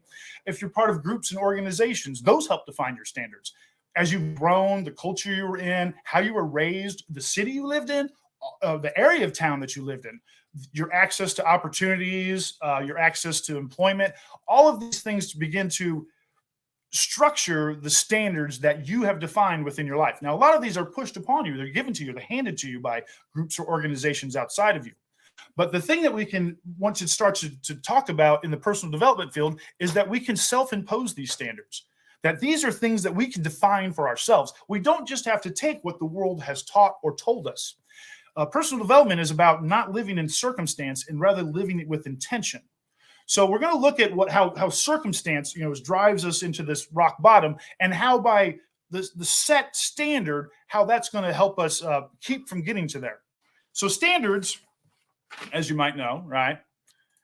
What do standards do for you is what I want to describe here just a little bit. So standards force you to not only act, but think in a particular manner. They do two things for you. In the subconscious, they help you with the predefined determination, an if-then statement. When your conscious mind is wandering and your subconscious is in control of your body and you're going throughout your day, the standards that you have set for yourself, the limits on how far you will go here and how far you will go there, are already predefined in your subconscious. So that's one place that the standards start to work for us. The other one is within your conscious mind, right? So within your conscious mind is the part where you're thinking and acting on your own, as opposed to those predefined determinations, where you have awareness and thought and concentration and focus into the world and the triggers that are happening to you. So what it does for you in your conscious mind is a standard gives you a reference. It gives you a datum. It gives you information that you can constantly and always access to help you begin to put a bit of a what's the term I want to say? I'm losing my words here. The communication expert losing my words. When you look out into the world, it helps you define what those standards are for you, and you can make a decision based on that information. It gives you a datum, a reference to always go back to. So standards are very important for us when we want to talk about what rock bottom is. So how do you define standards? Well, let me tell you first what those standards are going to do for you. That standard is actually defining what your rock bottom is, right? Where is it for you compared to somebody else? When you have gone below your standard is when you start to feel that you've started to come close to that rock bottom. That's when you're on that losing side of that equation, right? Is when you fall down below those standards. And now there's a lot of things that are warning signs and triggers to us that begin to start to alert us and warn us of what's going to happen. So what we need to do is if we want to not hit rock bottom, if we want to use this mechanic for ourselves, which is what personal development is understanding how our mind works. And instead of just letting it happen, we're going to do this and use this with intention. So rock bottom isn't necessarily really always as bad as it can be for us. It seems terrible for us as an individual, but as a mechanic for a human being living, it's amazing, because what it shows you, it tells you is this is the bottom. This is the end. What we're doing here no longer works. You have to go find your answers somewhere else, or these answers are going to be pushed upon you, right? You're going to be forced out of the situation. So that's what that rock bottom does for you, is it tells you where the bottom is. You can pass no farther or you're going to die. That is the end. Options are gone. It's all over. So rock bottom is that warning sign. It's the bottom floor, and you don't want to hit it. So by defining new standards, we can help raise that floor, and we can create a new rock bottom that we bounce off of. So instead of allowing ourselves to fall all the way down to the standard that maybe a drug addict would, we can allow ourselves to only dip down to a different standard, to a different definition, so that we don't go so far in a larger sense. So we define those standards. Let me back up there just a minute. We define those standards in a number of ways. We talked a little bit about that. Most of that is self-imposed, is how that feels to us, is community and culture are telling us what those standards are. And a lot of it is from experience and information of the people that came before us. We have laws, and we have colloquialisms. We have all these verbs and these verbiages that we tell each other, stories that we tell each other to help pass on this information. And the information that we share with each other helps each one of us individually define and set a standard for ourselves. If your parents told you that it's okay to go to this level, then that seems to be the baseline that you'll start from. If somebody else comes along and teaches you, well, no, it's acceptable to be down at this level, then you might start to find some median in between. And so some of that self-discipline and some of that self-assuredness is what you need to do, is to take on there and with intention and determination, set your own standard. And it doesn't have to be at the standard you were taught. You can exceed that standard. You can set a higher standard for yourself. And by defining these standards, we're going to start to have a recognition. We're going to build triggers out in the world that we have awareness of. A big catchphrase that goes around in personal development right now is this term mindfulness. And I want you to think about what mindfulness means to you for just a minute. Now, mindfulness is being aware in the moment, right? That's what many of us will think of that mindfulness. So how do we bring ourselves into mindfulness when we're not? If your thoughts are wandering, if you're thinking about the future, or you're worried about the past all the time, how do I bring myself into the present and into the moment? And we talked a little bit about that last week, but right here now is where I'm going to tell you is you can begin to define some of those standards for yourself and bring yourself into the present with these triggers. A self-imposed standard is a self-imposed trigger that's going to make you act and think ahead of time. So you set those standards to raise your bottom, right? We're not going to let ourselves get way down here before we force ourselves to act. By setting a standard that's higher for ourselves, we can begin to act beforehand. We'll get warning signs. We'll have awareness. We'll feel and be compelled to perform in a way that we wouldn't had our standard been lower. So roles and community are two great ways to do that. I talked a little bit about roles a couple of times. I think maybe on here. A role is one of those predefined positions that you put yourself in. And when you stand in this position, like say father or business leader, then there's all these responsibilities that you seem to take on. It's like a cloak that you put over yourself, and you assume and take on these responsibilities. And when you act in that position, you often have different sets of standards. So by taking on particular roles, we can allow ourselves to immediately and quickly put ourselves in a mind frame where we have a standard, right? If you're father and protector and you've got your children, you are immediately and absolutely aware of danger, right? You're being thoughtful about that. If you are instead just all by yourself out fishing, then the danger is going to be, thoughtful and concerned for yourself, and what standard you have for what risk you would take is very different than what risk you would allow the people around you to take, if you were the business leader, if you were the father. So by taking on those roles, we can immediately begin to set some of those standards and some of the mindfulness that we need to be able to act in the moment. Community has a whole lot to do with that. We talk oftentimes, once again, in the personal development field, that the 5 people you hang out with are the kind of person that you become. The 5 people you spend the most time with is a person that you seem to be similar to. And we talk about that community imposing those standards upon you. That's what it is. The people you hang out with, what they find allowable is what you will begin to determine to be allowable. So if we hang out with people of ill repute and their standard is low, then we are going to allow our standard, it's human nature. You begin, we'll get deep into it, but you begin to fall and fit in with the tribe. You standing out too much makes you unpopular and not as effective within a tribe as you can be. So the machinations within our mind begin to make our standards meet the situation and the circumstance around us. That's a bit of our adaptability. And if we don't take conscious and positive control over that, circumstantially, things will happen to us. We'll get in with the group and we'll lower our standards. But through that very same set of circumstance, we can do it with intention. We put ourselves in with a group of people that hold and have high standards, and we'll begin to develop and adopt those as well. It's like going, hanging out with a church group versus hanging out with a gang. Which of those two do you think is going to hold a higher standard that you want to live by, right? It's not what standard they hold, it's what standard do you want. So put yourself in the places and the situations with the communities and the groups that hold high standards is one of the easiest ways for you to begin to adopt and assume some of these standards for yourself. Now, we set these standards not because we're going to hit rock bottom, but because all of us know, right? All of us have had that moment where we feel like, oh, I'm in this downward spiral. I have to act. I have to do something. If I don't change what I'm going to do, it's all going to be over, right? Whether that's your money, it's your relationships, it's even your life. You have to act or it's going to be lost. It's all going to be gone.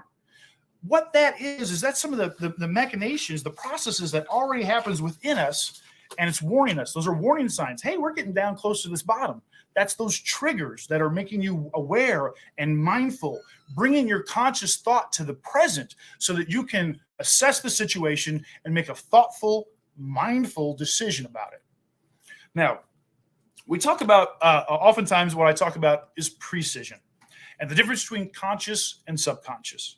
So the subconscious is your habits. This is, and we talk about, people often think habits is a physical habit. Oh, I eat too much, or I don't exercise, or this, that, or the other thing.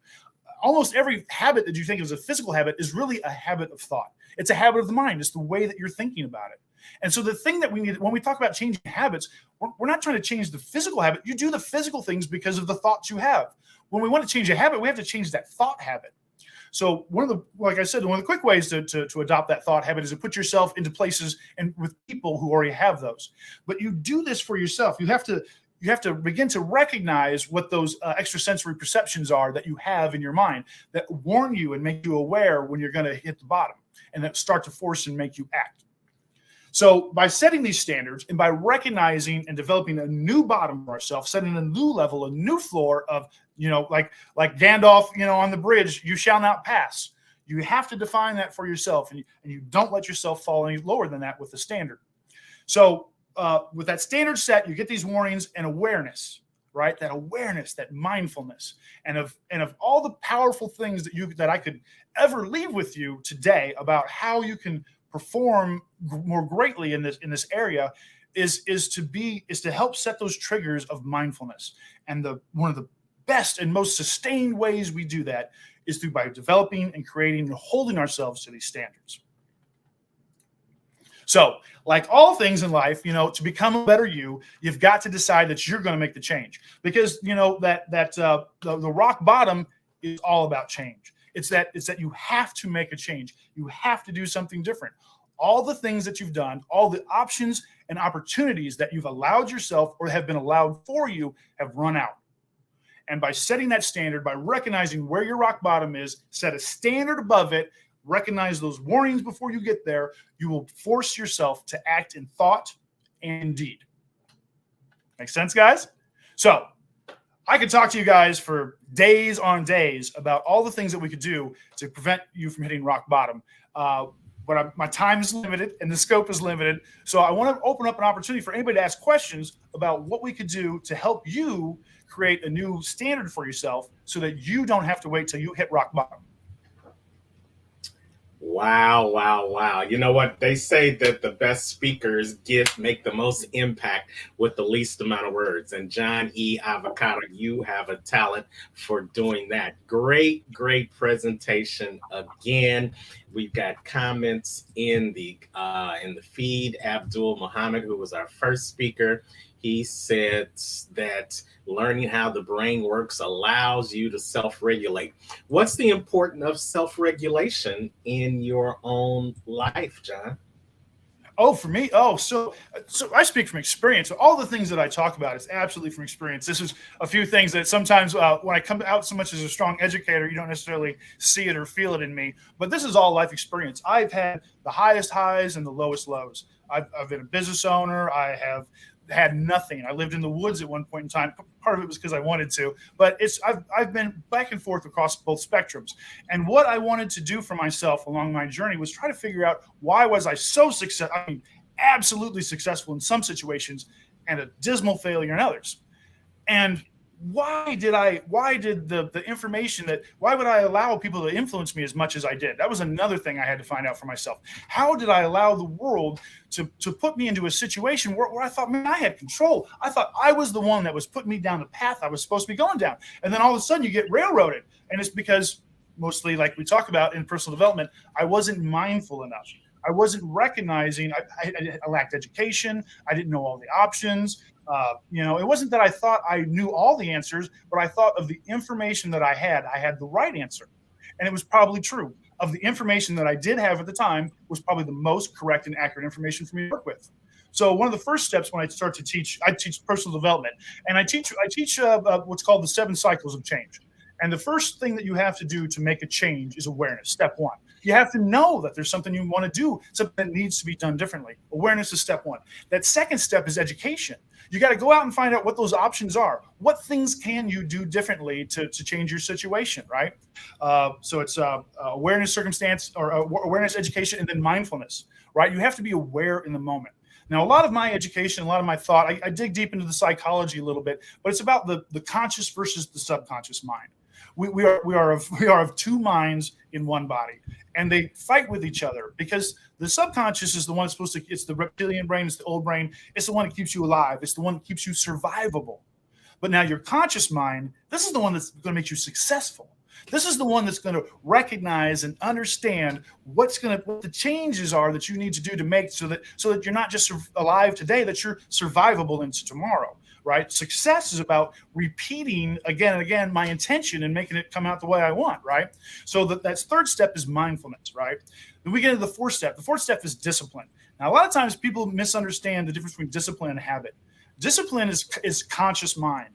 It's where I have to have my conscious, thoughtful considerations come into the forefront. I have to put all the flags, make all the awareness, all the mindfulness, so that my consciousness is in the here and now, so that I write new programming on my brain. Right. And so discipline is about being thoughtful in the moment. And what we know about discipline is about 66 days of discipline, then you begin to develop a habit. So that 4th step is discipline. And the 5th one is habit. And right? You know what? We don't want you to give away the whole bag. We want them to see you in February in St. Louis, where you can touch upon all the other elements of the 7 cycles of change presented by John E. Avocado. You know, something you said about it's repetition. Teaching is repeating until understanding takes place, and that is critical when you are looking to make that change. And we glad that we have a change agent like you in the building, helping teach our BTBY attendings this great message. Brenda, what do you think about John's presentation today? Well, I had to go get my butterfly hat because, I could have stayed at rock bottom, but I made the decision to change. And change will propel you. It's a good thing. It's not a bad thing. However, sometimes you do change for bad. You get involved with the wrong people. You go down a path. I've been there too. But change, when you actually focus on it, can change your life. Absolutely.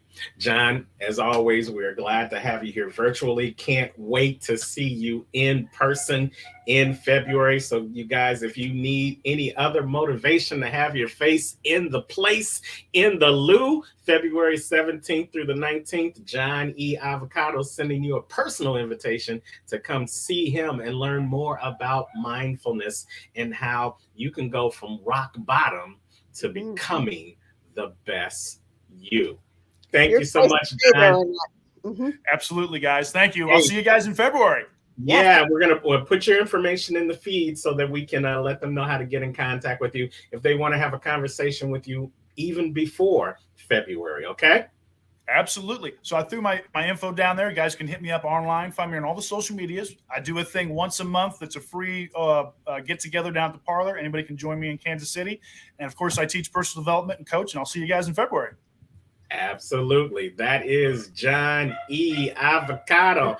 Go ahead and make sure you get your face in the place by registering over at comechangeyourlife.com. It's right there on the ticker so that you can learn more about these great things that he has to share about the cycles of change and how you can become the best you.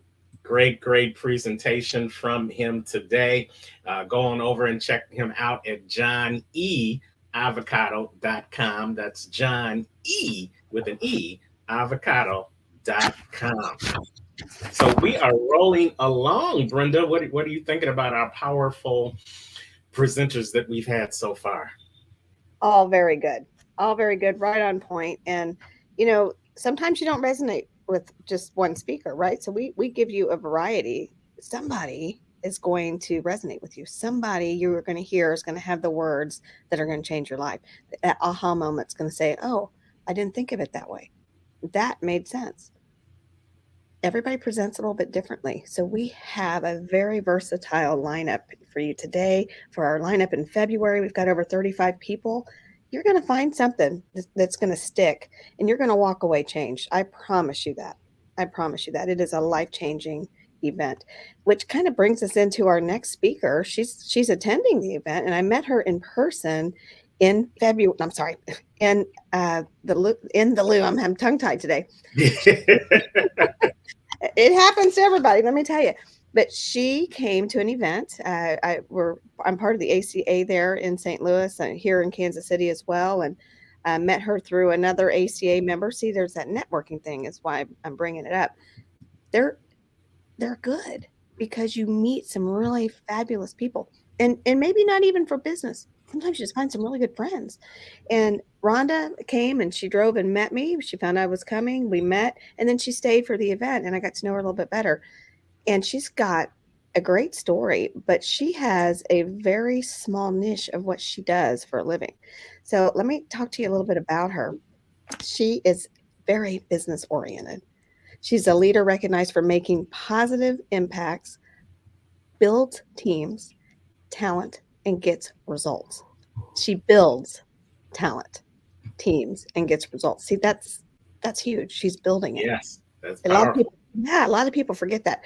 She owns her own company. She's got a consulting company as Travers Training and Consulting, and she helps businesses and nonprofits overcome employee turnover. I mean, I don't know where she was at when I was running janitorial business because that turnover was horrible. I needed her. She's also committed to making a difference through positive community development. She's fulfilled multiple volunteer leadership roles over the last 17 years. That's a commitment. That's a Yes. commitment. She serves on many boards, and she just really loves life, and she loves leadership. So welcome to the stage, Rhonda Travers. Good Welcome, morning. welcome, welcome, Rhonda. How are you? Good. I'm so happy to be here. It was so inspiring to hear John. I'm super excited to be able to see him in person next month. And we are super excited to also have you with us here in February at this fabulous BTBY event. But we want to get a sneak peek of what you're going to be sharing with us in St. Louis. So, Rhonda, we're going to pull up your presentation, and the stage is yours. Great. Well, I'm excited to be here this morning and share with you about how to engage others, how to reconnect to retain those relationships. Think of all the different types of relationships you have with your employees. And if you don't have employees, maybe with your coworkers, with your customers, with your clients. There's so many different business relationships. If you're part of a nonprofit, your volunteers. There's so many different ways to engage others to retain those relationships. And so I'm going to start with 2 questions with you this morning. And that is, maybe in the past 12 months, you've experienced turnover where you've worked.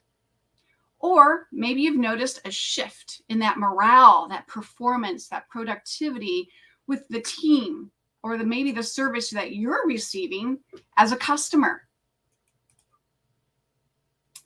I'm working through this new platform here, so bear with me for just a second. So I just wanted to share what our current climate looks like today. A lot has changed since 2020. Can you admit that? Can you realize that? Do you feel that? And since 2009, work from home has actually increased 159%. And over the next 3 years, it's estimated to increase another 87%. So what does that mean? That hybrid workforce, the remote working from home, not being seen as much as maybe you were used to before a couple of years ago.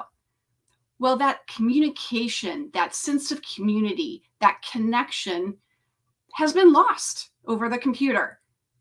I mean, it's just harder to communicate in that space. If you didn't already have a good, strong connection, it's really going to complicate things a little bit. And in 2021, engagement levels were only at 20%. 20%. And that disengagement cost the worldwide economy $8.1 trillion with a T dollars. That's a lot of money. And disengagement usually leads to turnover. And right now, there are 1.7 available jobs for every unemployed person. Now, you may have heard the term the Great Resignation, right? Or quiet quitting. What does this all mean? It's all related to that disengagement, that loss of connection, that loss of sense of community. And managers are overworked. We're working with less people and doing more things. People are just disengaged and disconnected, and just there's a lot going on in the past couple of years. Meaning in 2021, a survey shows that 7 of 10 people were only surviving instead of thriving. Well, y'all, we need to be thriving. We need to be thriving in our space and not just surviving. So how can we overcome that? Well, I wanted to share a couple of things. One is just, what is disengagement? I shared a lot of different stats with that. But what are the 4 core human needs in our current environment? And what are some ways to engage others so you can meet those needs? Now, I will pause for just a second. And, like Brenda had shared with my background, I have a 30-year corporate career in the internal audit and consulting space, which really means that for 30 years, I've kind of had to tell people what they're doing wrong nicely. But the common thread with my background, both personally and professionally, is I want to be able to help others succeed. I want to give them the tools, the training, and the support that they need to succeed. And with that, the common thread was just being able to build other people up.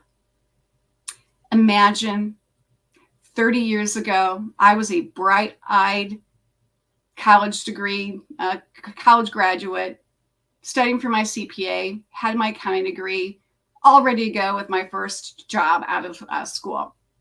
Didn't know what internal audit was, ready to go.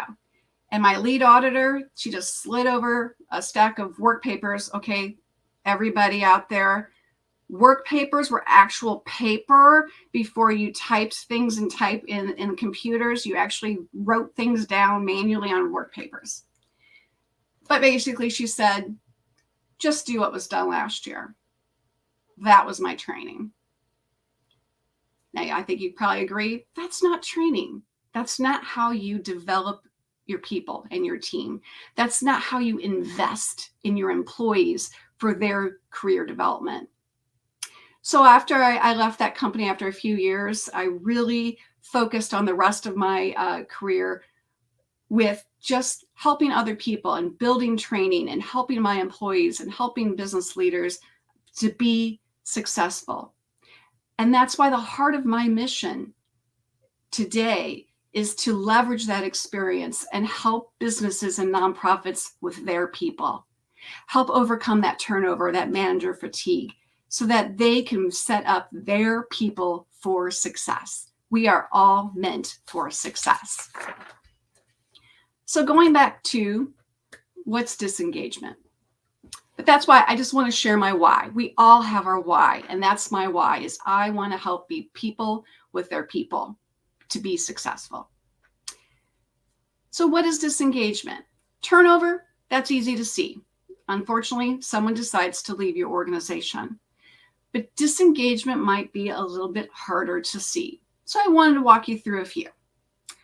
First is maybe you had that rock star person on your team that always, participate in those team meetings. And maybe you don't see that anymore. Maybe they're not rocking it anymore in those meetings.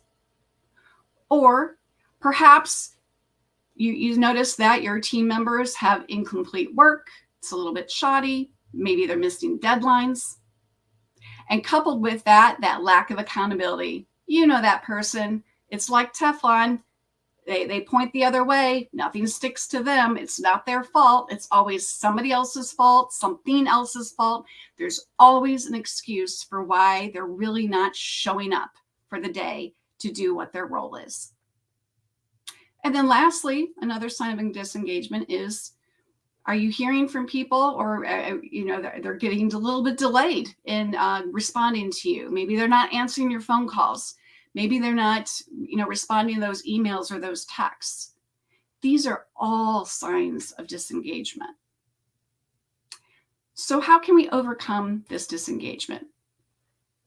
Because it impacts businesses. It impacts your world.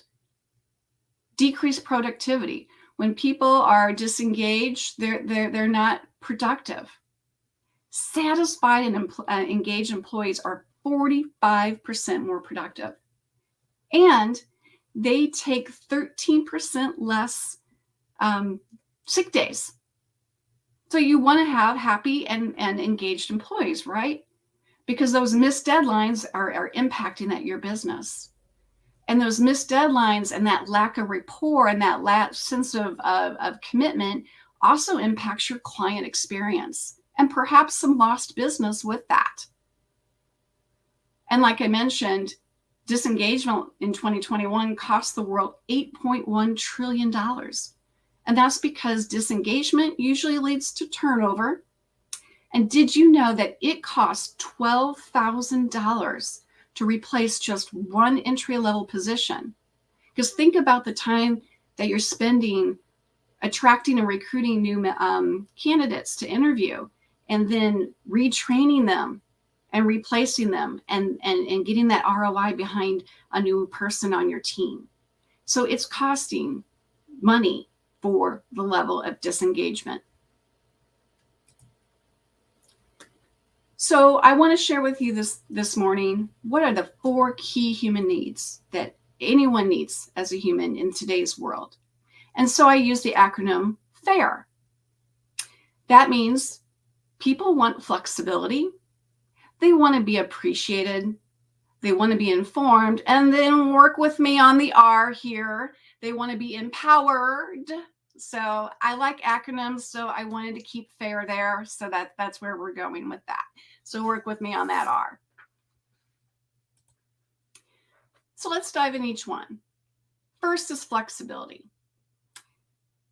In 2020, probably many businesses would never have thought that, always being in person, that they were going to be sending all their workers home and working remotely.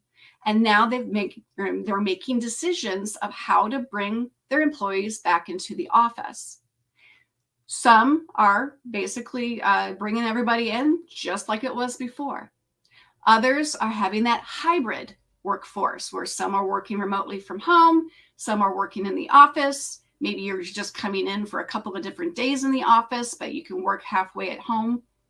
There's all these different scenarios going on. And maybe some are just staying 100% remote to keep up with competition. Because now anyone can work anywhere with all the different kinds of remote possibilities that are out there. And so people are looking for that flexibility. They had flexibility for a couple of years. And now as they're returning back to whatever the new normal is and whatever that looks like for you, they want that flexibility. Now, it makes sense that there are many scenarios where you can't have your team work from home. A restaurant, you can't really expect a server to be able to work remotely from home. So you can't offer that type of flexibility to your team. However, there might be some other things you can offer. There might be core hours and flex time. Maybe if you work in an office, instead of saying you must be in the office from 8 to 5 every single day, offering, come in at 7. So that allows you to leave a little bit earlier. Do you have a doctor's appointment? Do you have a sick child? Are you a caregiver for a family member? Being flexible with how they can request time off and what that means in your environment is so important in today's world. Next is people want to be appreciated. Think about a time where you went above and beyond, maybe at work, maybe as a volunteer for a nonprofit, and someone recognized you. How did that make you feel? Now, maybe you went above and beyond and no one recognized your work at all. How did that make you feel? People want to be appreciated. And I have one of my favorite quotes there. A person who feels appreciated will always do more than expected. So what does that look like? Well, first would be, what's your recognition plan? How do you celebrate the moments that matter? Those wedding anniversaries, work anniversaries, babies, transfers, and promotions. All those moments matter. Are you recognizing those with the type of business relationship that you have, either with an employee, a volunteer, a client? How are you recognizing that? And with that, is it customizable? For example, maybe you get everyone in a room and you're feeling like you're really showing appreciation because you're thanking Susie in the middle of this meeting and all eyes are on her. But maybe Susie is mortified by being the center of attention. So what other ways are you customizing that type of appreciation? Who doesn't love getting a card in the mail? Or at work, maybe your work has e-cards where you can send out an e-card to somebody, or just simply texting. Or lastly, going back to connection, picking up the phone and having a conversation, or if you're in the office or in your work environment, going by and spending 5 minutes with them, 5 minutes of time, because people want that connection. And lastly, making sure it is authentic, meaning, is it sincere? Is it timely? Is it specific? A thank you goes a long way, just by saying, hey, thank you for your hard work.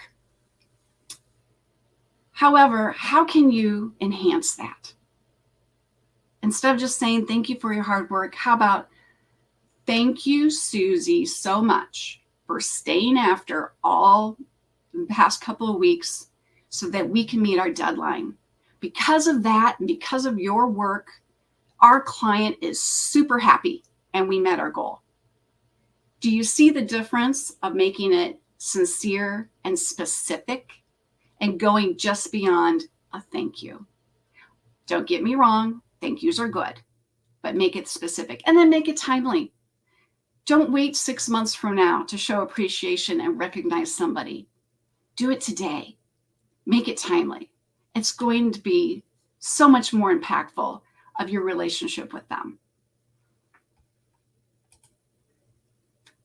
The third need is people want to be informed. So think about, how are you communicating up front? Do you have an onboarding program? Meaning, does a new team member understand what's expected of them on day 1, day 30, and day 90? What's that roadmap? What do they know? What information do they have? Do they know their role? Do they know their job description? Do they know their role in the overall organization? And it's so critical, because an effective onboarding program for a new team member increases retention 2.5 times. Because people want to know where they're going. Say you're on vacation and you're heading to a sunset cruise in a new city you've never been to before. Would you get in the car and just start randomly driving? Probably not. You will probably get your map app out so you can figure out where to go and how to get there.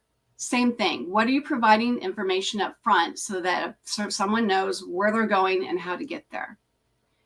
And how is that mission statement? Do you have your mission statement that's transparent? Because people want to know your mission and what they're doing to help impact that mission. I recently worked with somebody who he's a business owner, owned his company for 30 years, and was just starting to hire employees.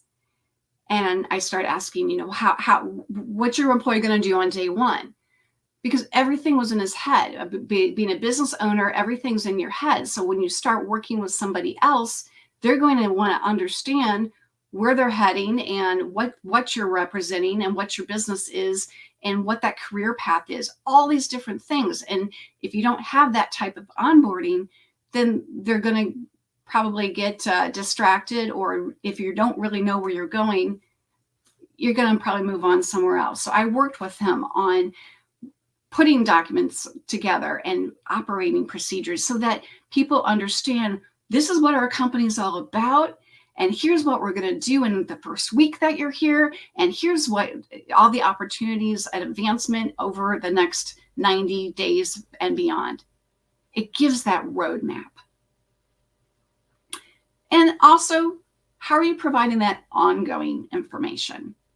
How are you keeping connected with everybody on updates?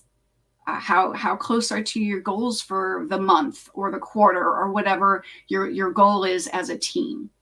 Are you keeping everyone informed? And how are you keeping people informed? In today's workforce, like I said, it's hybrid.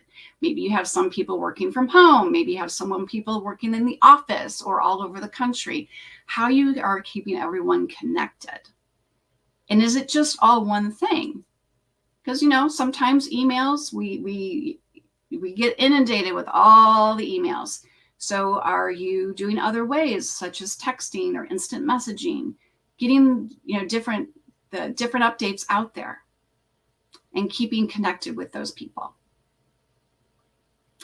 Also, with keeping informed is, for those who don't attend meetings, are you keeping them updated with any minutes after those meetings? Just so that people are staying connected and informed with what's going on with their role. And I say the different channels because in today's world, we have all these different communication coming to us. We have social media, we have text, we have phone, emails. And do you have that friend where you send them an email and you wait for 3 days or whatever, and you have to text them to say, please read your emails? Same goes when you're working with a team. It's just making sure that you're connecting with them in different ways. And a phone call and a personal conversation goes a long way. And the last need is people want to be empowered.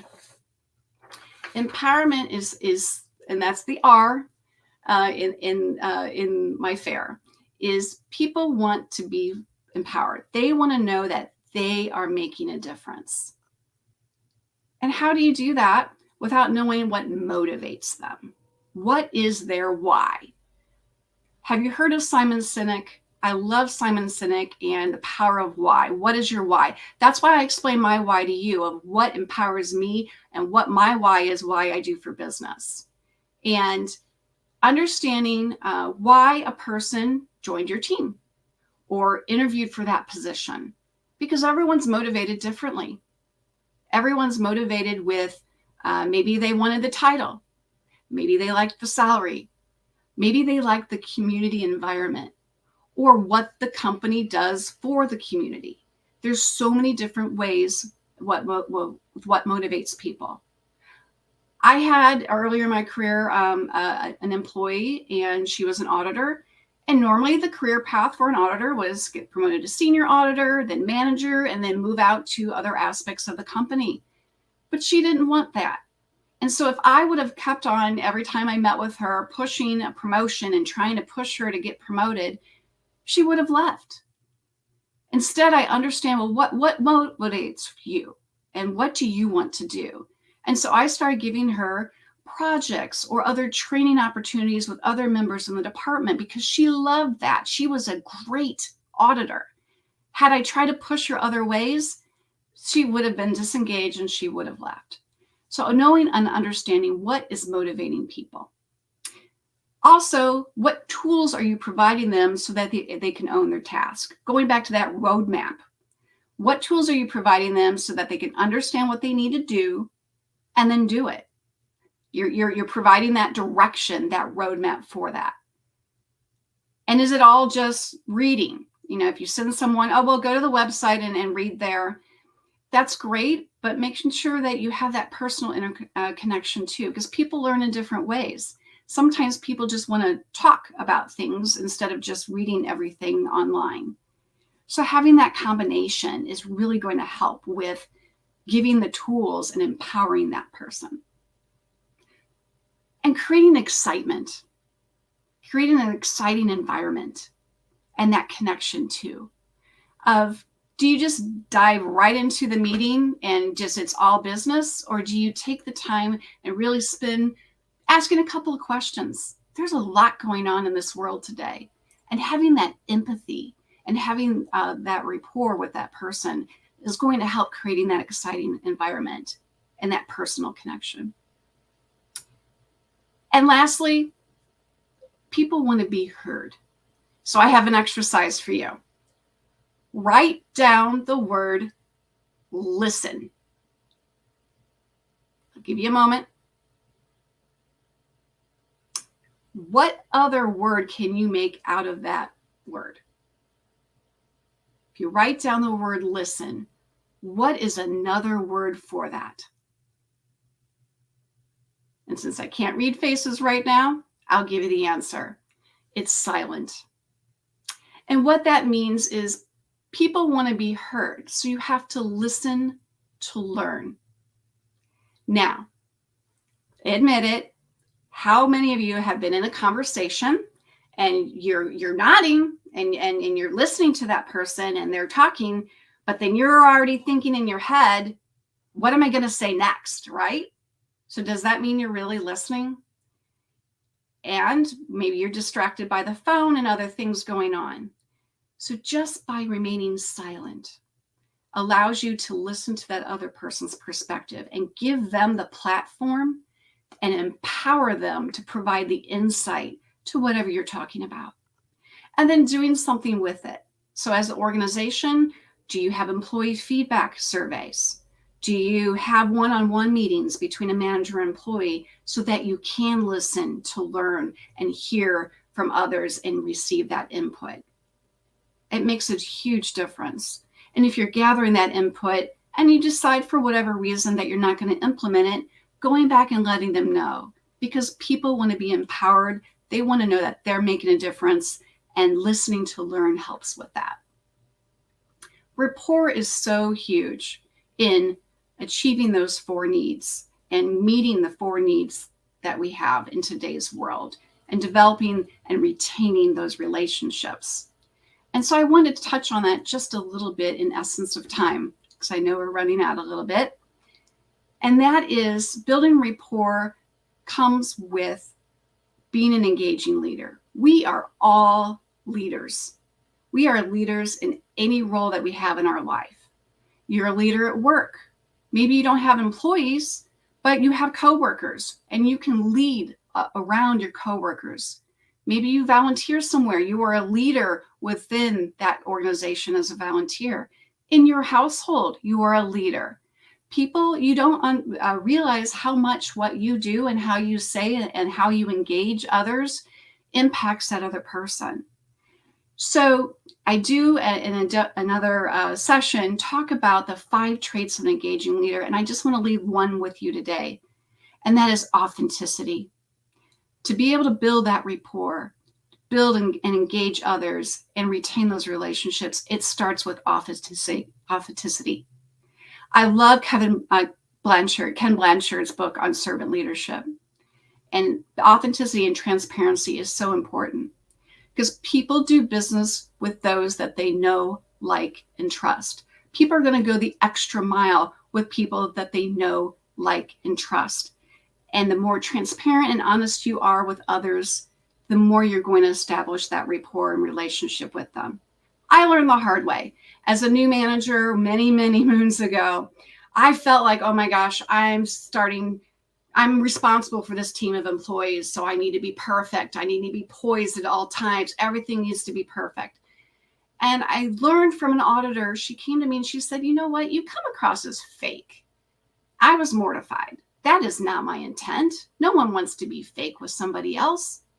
And so I really learned to be real, to share my lessons learned with them, to help them out with that, to be transparent. We have a lot going on in today's world. So going back to that empathy and being authentic, that, things aren't always perfect. I love putting humor with my employees. They start getting stressed out of, things are just like nailing jello to a wall. It's coming up with things like that that's going to be authentic and real. So I just want to leave you with one question today. Once again, we are all leaders with what we do in life. So with what you've heard today, what are 2 things that you can do differently to engage others? Be it if you have employees, if you work with others as a team, as your coworkers, your clients, other business partners, what can you do to engage others? And with that, I thank you. I'm Rhonda Travers. I'm president of Travers Training Consulting. I would love to have a 30-minute consultation with you to see how I can help you empower your people behind your processes. Thank you. Thank you so much, Rhonda Travers, for that great presentation. Give it up for her. Did a wonderful job. Let's put her information up on the screen where you can reach her. Go to her LinkedIn page, Rhonda Travers. Use that hashtag Travers Training Tip if you want to get some more information into what she is doing. I'm going to put I want to put one of your slides back up just for a second, because I love that. I love acronyms. Brenda will tell you I'll turn anything into an acronym, but Me too. I love it. I love the acronym for, you call it the traits of an engaging leader, but I love the acronym of how you get in shape to become a leader, because we're not all born leaders, even though we throw that phrase out there. It takes skill, it takes expertise, it takes training, and it takes learning from our experiences, and that's what shapes us as the leader we become. And I love how you broke it down to serving others, because that's important. Hearing to ask effective questions. The creator gave us two ears and one mouth for a reason, not in the Exactly. other order. Being authentic, and always coming as yourself, providing direction when necessary. I'll put that caveat in there, because sometimes, like you said, we're looking to give our feedback before we even hear what the person is asking or in need of, and empowering and developing others, which goes back to serving others. It's always about the people that you come in contact and the people that you serve. And here we believe that in order for us to become the best you ourselves, we have to first help others become the best you themselves. What do you think about that statement? Oh, absolutely. I just read The Go-Giver. I really enjoy The Go-Giver. And I formed SHAPE because I'm like you. I love my acronyms. That's why I had to make FAIR. I work with that empowered with that R there, because I just love acronyms. But my SHAPE is actually, I do leadership development, and it's called Shape Others for Success. And Oh, it goes through all these 5 traits, and it's a workshop that really helps others to help others. And we really focus on servant leadership and communication styles and conflict management and just all those things that are part of shape and how to shape others for success, because I just feel so strongly with giving others the tools, because many people who get promoted into a leadership role, they're being promoted based on their individual performance, and they don't have the tools to really help engage their team now, because they were only responsible for themselves. for So that's why themselves. my Shape Others for Success program is focusing on helping those emerging leaders or even the tenured leaders on revisiting those 5 characteristics and going through that, because people don't leave an organization because of the organization. It's usually because of their manager. So let's give your leaders tools so they can be the best that they can be to set their employees up for success. It just goes back to servant leadership. Absolutely. And with all of that great advice, you know what that makes you as a leader?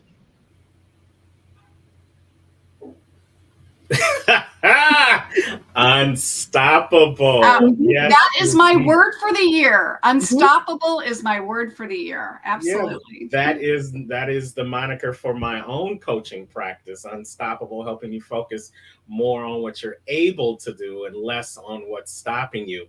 And I love what you just talked about in your training program. We're going to give you credit for that acronym maybe 2 or 3 more times during this conference, and then it's ours. So just know, Rhonda, just know you may see that again when you're in St. Louis, just in a different variation. So you guys look forward to meeting Rhonda. She is going to be in attendance, yay, at the Becoming the Best You conference in February. But if you can't wait to meet her and see her there, go ahead and reach out to her again on her LinkedIn page, and make sure you use that hashtag Travers Training Tip. And if Thank you're you. coming to the event, I'm going to cut Terrence off. Then you need to pull her over to the corner and have a one-on-one with her. Yeah, and Yes. it's really easy if you want to, for next steps and continue the conversation, is go to my website, and there's a way to schedule a meeting with me, and put in question number 1, BTBY, and that's why I'll know that that's how you met me, is through today. Absolutely. We appreciate you, Rhonda. Thank you so much for being here on the BTBY Mastermind series. And we look forward to seeing you in a couple of weeks in Right. Well, St. Louis. All right. thank you so much for having me. It was a You pleasure. bet. Absolutely. That was Rhonda Travers, you guys. Thank you so much, Rhonda, for sharing your information with us. She's going to have her face in the place February 17th through the 19th. You see the clicker at the bottom. Go on over and register right now. ComeChangeYourLife.com. We've got the speakers, we've got the tools, we got the tips, and we got the strategies to help you become the best version of you. And before we go to our next speaker, let's give you a little bit more information about the conference. The BTBY Mastermind series is sponsored by Becoming the Best You, an affiliate of Be Better Now, Inc. And we provide speaker training, coaching, and media representation to help you get exposure, get bookings, and compensation. Go on over and visit us at our website, comechangeyourlife.com, and we'll be right back.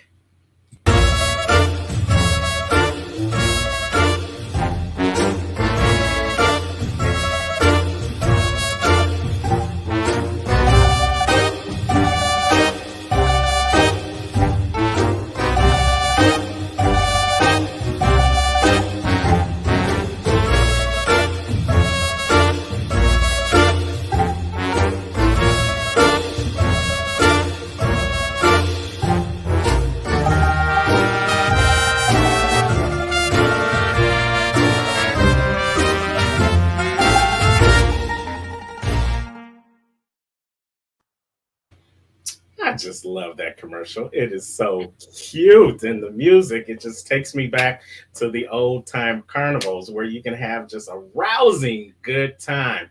And that's exactly what we're going to have February 17th through the 19th. We're going to have a good old time, Brenda, in St. Louis, right? We are, we chose St. Louis because some of our speakers are from there. And we like to go all over the country because we want to bring it to a town near you. So we do it in Kansas City every year, and then we branch out from there. So look for us. And if you can't come in person, come virtually. Virtual tickets are only $49, and you can watch it again and again. You can watch it at your own time. You can get your snacks and drink and watch it at your leisure. But there's something to be said about the in-person experience, the connections that you will make there. That's what it's about. These people will help you after the event get to the next phase of your life. That's what we are about. Absolutely. There's something about having your face in the place. They say your network is helps to determine your net worth. Now, we may not like that networking as much, but getting out there, pressing the flesh, getting to show your authentic self to somebody else not only increases your network of people, your circle of influence, but ultimately it's going to increase your checkbook, meaning your cash flow. So definitely have your face in the place, and you can see Brenda in all her different hats and all her glory.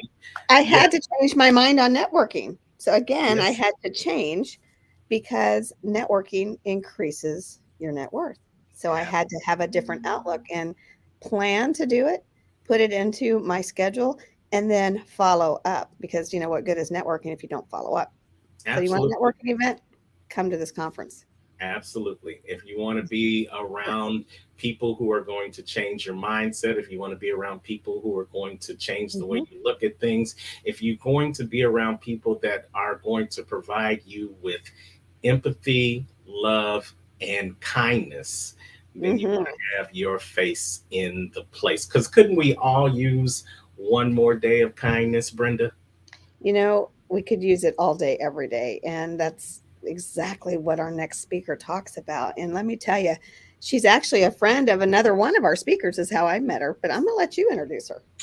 Yeah, welcome back to the BTBY Mastermind series. And we are honored to have the one more day of kindness queen herself, Tammy Joy Lane. Now, Tammy is an Iraq war veteran, an author, a TEDx speaker, y'all, a former candidate for mayor, and a race car driver. Vroom, vroom, vroom.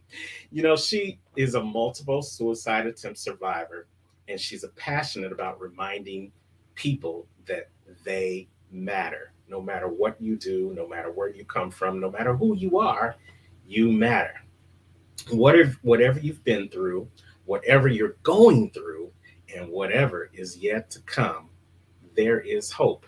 And together, and with one act of kindness at a time, we can make the world safe to be human.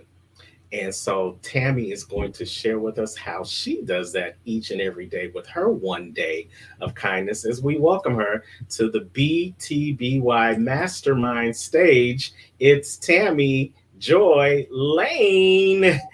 Hey, Hey, Tammy. hi, thank you so much for having me. Thank you so much for being here. We're looking forward to hearing your great testimony, your great story, and how you can help us learn how to incorporate one more day of kindness into our everyday activity. So, Tammy, the stage is yours. Awesome.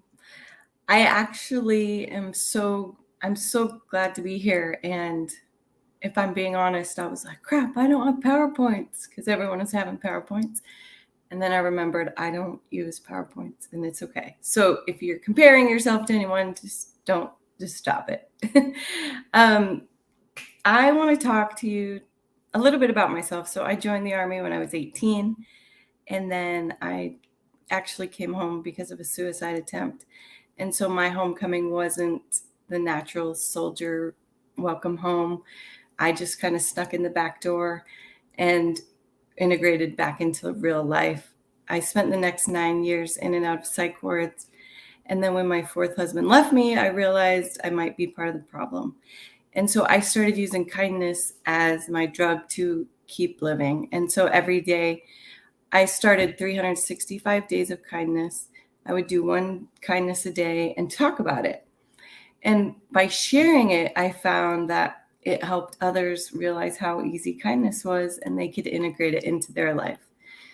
One thing I think we are so good at sharing drama and craziness, but when it comes to the good we do, we kind of hide it.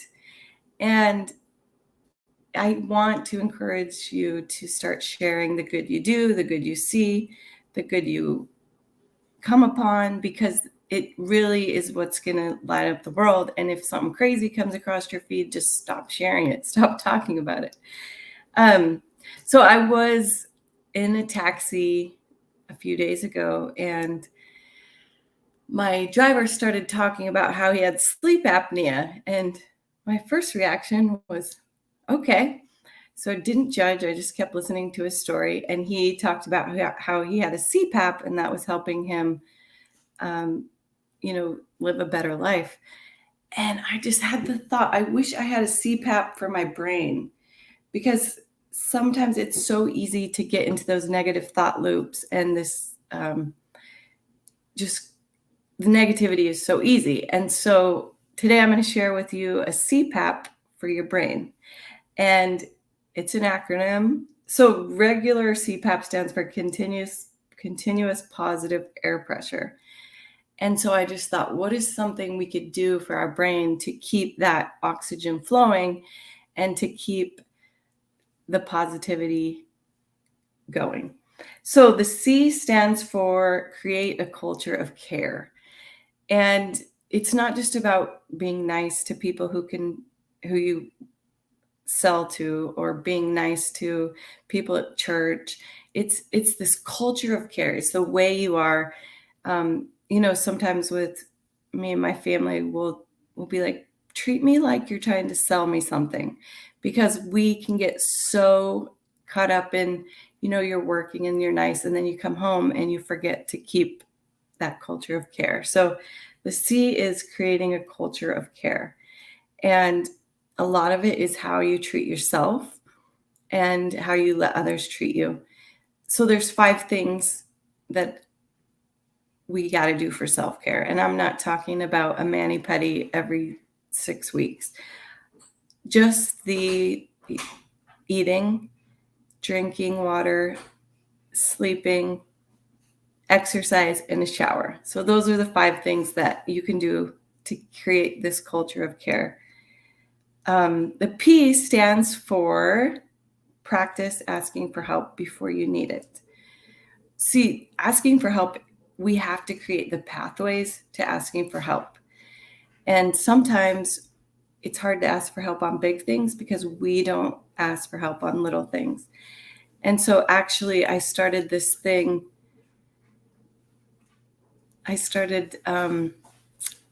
With my friend, I said, let's start asking for things that we need every day, just to get in the habit of asking for help.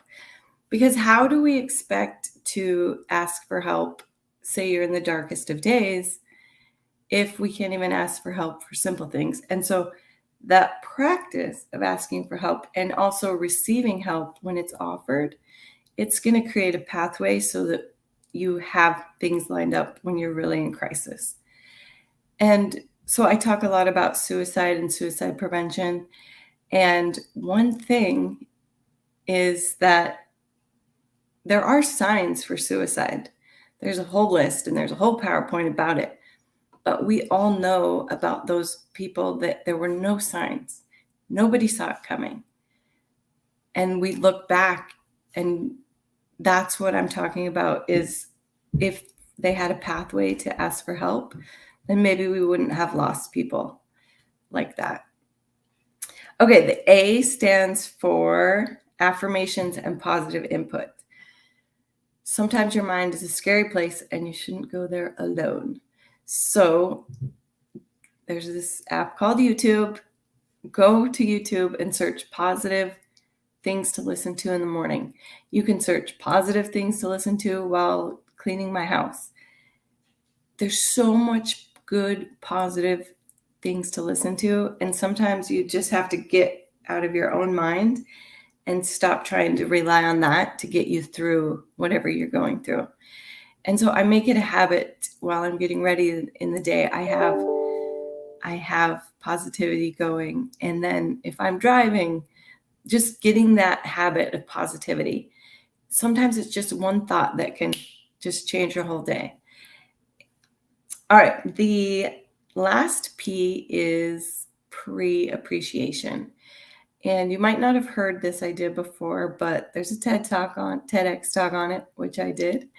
And it is simply changing the timing of when you say thank you. So you're doing something that you already do, you just front load it. And the way I found out about this, I was in San Jose and I was on a business trip that I had no business being on because my kindness business wasn't making any money. And I was waiting to go I was getting ready to leave and I was packing up and I just had the thought to call and ask for help with my bags because I had my bags and my friend's bags. And so I called the front desk, and as I waited for him to come up, I had this thought to get the tip ready now. And so I pulled out my $5 bill and I was just going to hold it and carry it while we talked and then give it to him at the end like we normally do. Well, when he opened the door, I'll never forget his face. He looked like he'd rather be somewhere else, like his life hadn't turned out how he had planned. And that voice in my head said, give it to him now. And so I handed him the $5 bill and his whole face lit up. Just changing the timing of what I was going to do changed our whole experience. He opened up, he started telling me all his hopes and dreams and where he was from. And when I left him, we became friends. And I use this all the time. When I sit down to a restaurant, I don't wait till the end to tip. I have stickers now that say you matter. I give them a sticker and a $5 bill. And then it just snaps them right into the present moment with me. And it's really kind of magic. Oh, I heard this quote. I can't remember who it was, but a grateful heart attracts magic and is a magnet for magic. And so if that's back to creating this culture of care, is just sitting back and realizing we don't know what people are going through. We don't know what they're hiding. behind their smile or their scowl. You know, the happiest people can just be gone here today and gone tomorrow because they're known as the happy people. And I just want to give you this tool that you can use in your everyday life at work, with your family. One thing what about if divorced people used it with child support and said thank you when they got child support? I mean, I have this whole list of ideas of how people can use this. I also used it one time. I was getting a bid on some work at my house, and I was just thinking, how can I appreciate this guy? And so when he showed up, I handed him a Jimmy John sandwich, and it changed the whole interaction. Instead of just giving me an overpriced bid and going on treating me like a number in his day, he sat down with me, we collaborated, we made this whole experience. It changes common things into an entire experience. And that will create this culture of care, and you're creating a world that you actually want to live in. You know, if you think about driving, sometimes we drive and we're just mad and have a scally face and flip people off sometimes, or be, you're just being kind of wild. And then you have to sit right next to that person at the stoplight. And so most people that you're cruel to or that you interact with in a negative way, you're going to be seeing them in a short time. And so it's better if you just create this culture of care so that the people around you know that you're a safe place, then they can be safe, then they can create safety around them. And then we can all have this world of we care about each other because we care for ourselves and we appreciate each other. And just remember, people they hide behind a smile, they hide behind their scowl, and you never know what they're carrying or what they've been carrying. So true. I mean, look at Twitch. You have no idea of what's going on. And so if we can start to look at people like they're probably going through something really hard, or they just got done going through something really hard, or they're about to be hit with something really hard, then we can just remember that we have that power to be a light in such simple ways, smiling, waving. I was driving and someone just gave the I love you signal, and I was like, I'm going to try that, because it flipped my whole attitude. I was just in my head thinking about a mess, and it really reminded me how powerful our words are and our hand signals, and just creating. It's easy to complain about the government and big picture, but if we all accept personal responsibility for the life and the world that we're creating, then we can ripple out. If we try to go change the world from the outside in, then it's too much. It's too big. But if I say, what can I do today? And ask people that, what can I do today to show you that I love you? What can I do to show you today that I care? Then we can have this world that we want to live in. So that is it for the CPAP. So just I'll go over it again. The C stands for creating a culture of care, creating a world that you want to live in. And remember to share the good you do, the good you see, the good you witness, because it helps everyone. If you know that feeling when you hear a good story, you just feel better. And then you're on the lookout for how you can be that story for somebody else. I'll never forget when my brother called. He's a dentist. And he said, I just want to thank you for what you do and what you talk about, because I helped this guy today and I normally wouldn't have done it. But because I'm listening to what you say, then I'm getting teared up. Then I made a different choice. And so your actions and what you say affect other people. And we never know how they affect other people. So do me a favor today. get a piece of paper and write down a list of a few people that make a difference in your life and tell them. Because we think good things sometimes and we are grateful, but we don't loop it around and we don't talk about it full circle. And sometimes it's easy to think you don't make a difference and to think what you do doesn't matter. But you never know who's watching you and who is following along. And so remember to loop your gratitude or back around to the people. Don't just think it. The P for CPAP stands for practice asking for help. Get those pathways in place. It's like, yes, someone is always watching, Brenda. So practice asking for help. Imagine a train track. If you want to go somewhere, you first have to lay the tracks. Well, we're here on an island and we have no tracks for help. And so if we create these tracks before we need them, by asking for help, by asking others how we can help, and just creating pathways so that we are connected, because connection is going to be the key to keep each other alive. And, it was said earlier today, stop surviving, just get into thriving.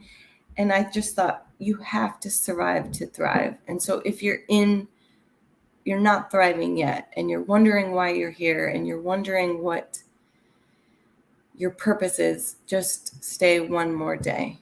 Just one more day of kindness, and use kindness as your drug to keep you going. Okay. A is for affirmations and positive input. Don't always trust your mind when it's in a state. Get positive input from outside sources. And I heard this weekend: seek counsel, not opinion. And counsel is finding someone who's doing what you're doing and actually getting good guidance rather than just someone's opinion who's never done what you want to do. And then P is for pre-appreciation. I'll just remember to think forward and appreciate before someone does that. And a good way to do that is by complimenting people that you come in contact with.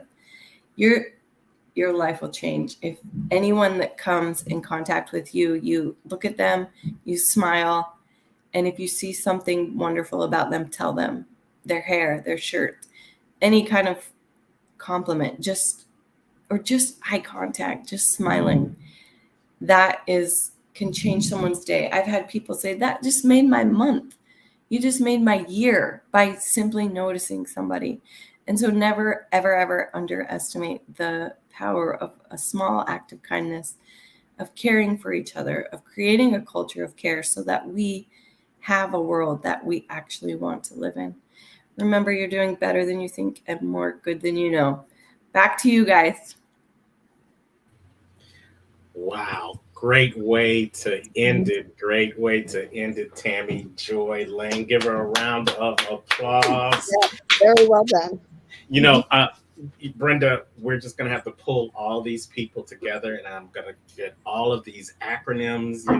We're going to have the BTBY acronym challenge because they're just bringing them. CPAP, I love it. The culture of care, practicing asking for help, affirmations and positive input, and pre-appreciation. I really like that one because you know what? I love Jimmy John sandwiches, and you would have gotten me to do anything with that. Boy, a turkey and bacon on white, that it would have changed my life. So thank you so much for bringing that out, Tammy. We love the presentation, and I think what I loved about it is the way you gave the presentation. Your calming, sincere, authentic way of sharing such a sensitive topic, but still letting us know that we can go beyond that with random acts of kindness each and every day on our journey towards becoming the best version of ourselves. When you hear that phrase, becoming the best version of you, what sparks in your mind? So I just think about just realizing what's already inside of us. Sometimes we're seeking the next degree, the next certification, and we don't stop to realize that we already have so much magic inside of us, and it's hidden in the hard things we've been through. Yeah. We overlook those and we try to hide them, and we have our skeletons in the closet. But I want people to get that skeleton out and put it inside of it. That's your strength. The hard things, the crazy things, the dumb things you've done, like nobody can copyright that. No one can steal your experiences. And that's where your strength comes. Too much our skeletons are in the closet. So we're all mushy, and then we have a hard outer shell to protect ourselves. But we got to get that strength back. And it's in the hard things we've been through. And that's it is important. I had to put this hat on because you ruled your kingdom through surviving. You made a choice to not take your life, or if you were actually close to doing it, something stopped it from happening. And that's huge.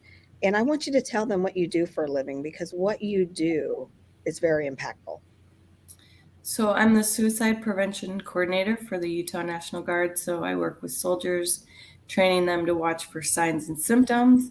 And then, of course, after a suicide, working with that. And I want to move it back 6 months. So we're not waiting till someone's on the edge of a cliff to help them. Right. Like, let's put the pre in suicide prevention. And that's my next book. I think it's wonderful. Absolutely wonderful what you're doing. And we're so glad that you are here with us, that you did not allow that to happen. Thank you. Absolutely. You are the epitome of not just surviving, but moving on to thriving. And sometimes there's a disconnect between the one and the two. Some people choose to live in survival mode because they don't know it's possible to move up to the thriving mode. And sometimes it's just as simple as stop focusing on you surviving and start with that one act of kindness that you give to somebody else that is going to allow not only you to thrive, but them to thrive too. So we appreciate you for sharing that message. Tammy, how can they get in contact with you if they want to have a deeper conversation about how they can incorporate one day of kindness every day in their life? So we have a group called One More Day of Kindness. So you can join us there. Instagram, I'm at You Matter Mayor. And just Facebook, just search Tammy Joy. And yeah, I love talking about kindness and ways to, the idea of why aren't we able to ask for mental health help? Like that should be like my arm's broken. And I realize like the hardest part for asking for help with mental health sometimes is I don't know exactly what I need. Like if my arm's broken, I need a cast. If my mind is feeling broken, do I need a shower? Do I need a food? Do I need you to hold me till I can breathe again? I don't know. Yeah. And so it's just, that's why practicing for help is so important. So you at least have those channels open. Absolutely nice. She's going to be an attendee at the conference, but she's also doing a lunch and learn. So if you want to meet her, come on to St. Louis, come check her out, see what she's got to say, meet her in person, and ask her what it's like to be on the TEDx stage. Yeah, absolutely. Yeah, beautiful. Definitely. Thank you so much, Tammy, for being here. Another reason for you guys to join us in St. Louis, February 17th through the 19th. Go on over to comechangeyourlife.com. And if you have your face in the place, Tammy's going to show you how you can practice one more day of kindness. Mm-hmm. Thank you, Tammy. Thank you, Tammy. Thank you. All right, Tammy Joy Lane, appreciate you so much for being here on the BTBY Mastermind series. Wow, this has been great, but it ain't over yet. We still got a heavy hitter to bring to the stage. But before we do that, let's talk about another part of the BTBY experience. It's called the BTBS Speaker Academy, Becoming the Best Speaker. It's also an affiliate of the Be Better Now Inc. network. BTB Speakers provides you with more than just speaker training.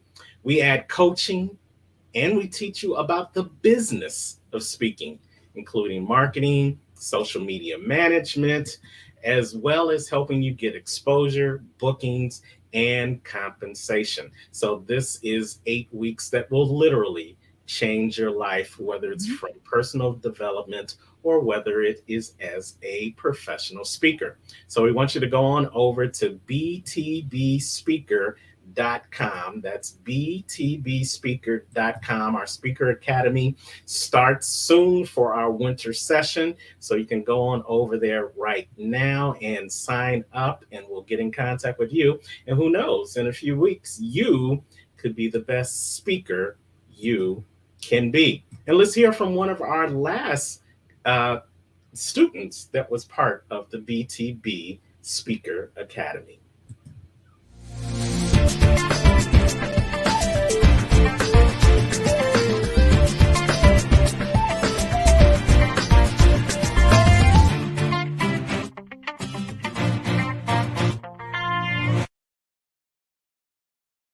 Hey, it's Izzy, the Intentional Healer. I just want to jump on and just give a shout out to the Becoming the Best You Speaker series. That was an amazing series that I just went through. It was 8 weeks. And when I say in that 8 weeks, probably what I took away the most, because, okay, I want to say this.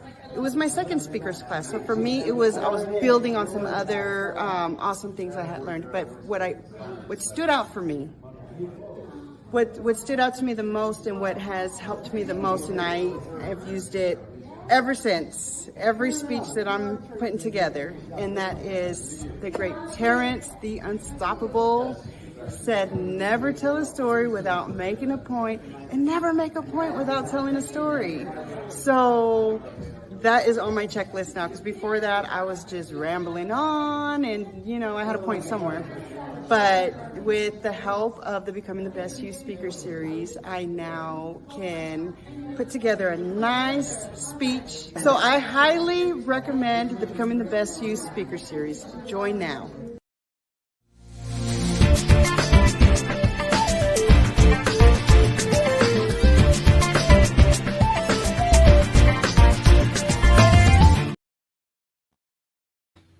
So there you have it. If you want to not ramble on, if you want to be able to put your sentences together and form a great message that's going to move the masses, then we need to see you over at btbspeaker.com. Sign up for our winter class that is starting real soon.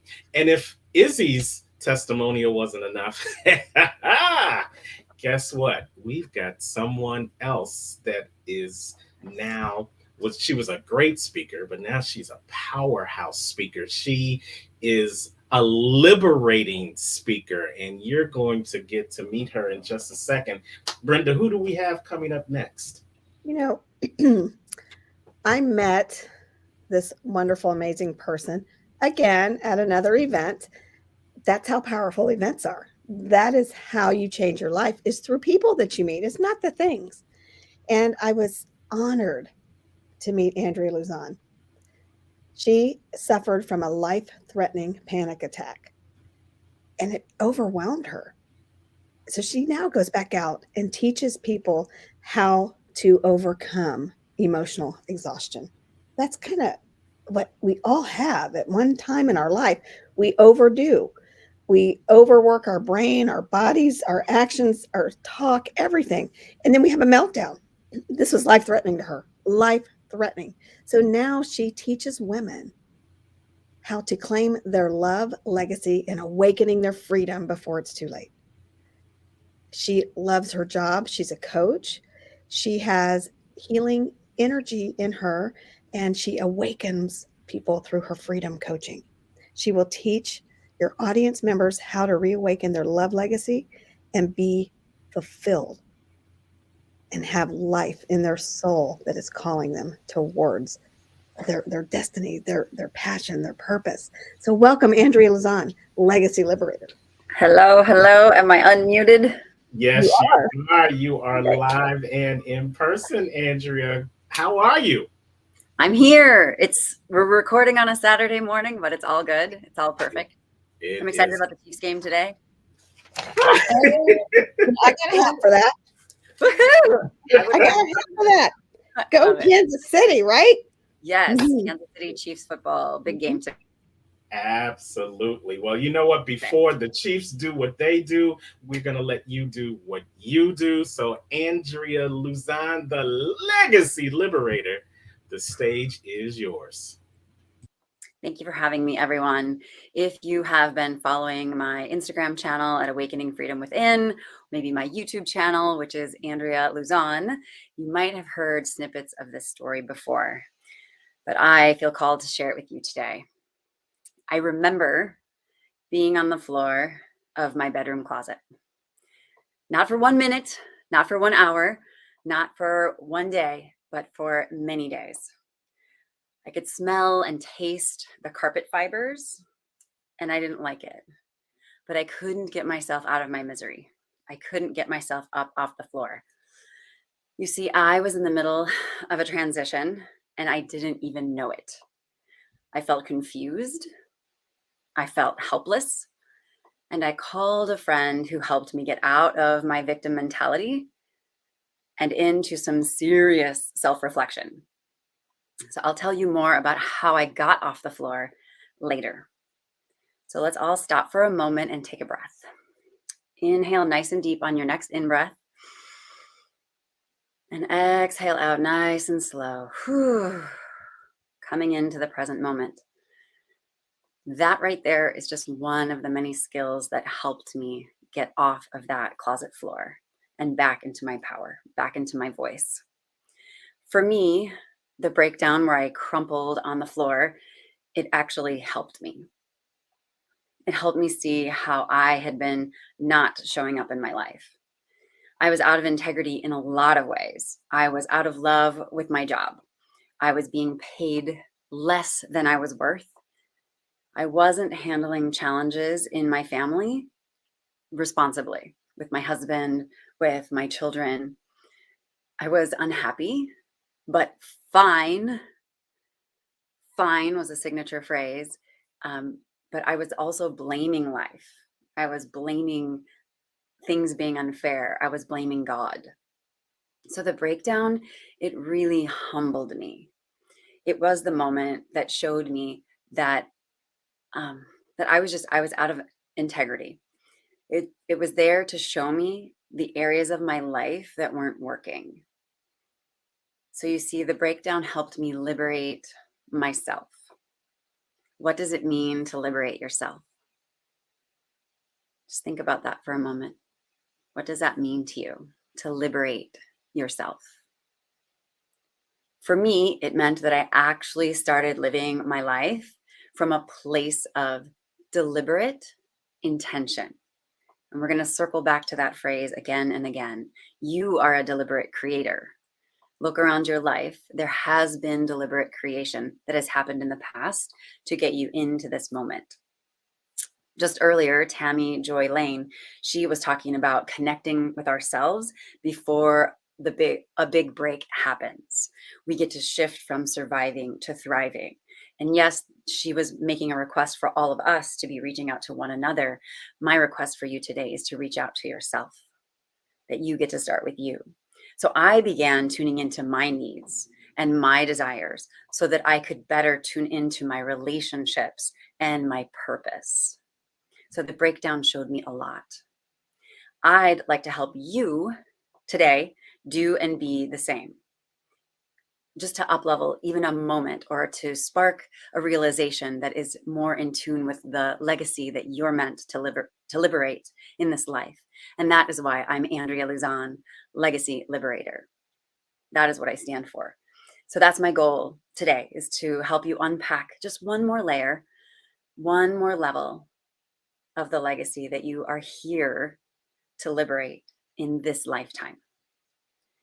You have a legacy to leave in this world, and you're already leaving a love legacy all across your life. And what does that mean? So sit with this question for just a moment, and we're really going to pause this time. And some of you watching, I have a few people that are tuning in. that I've asked this question before. So I'd love for you to sit with it again. What does love legacy mean to me?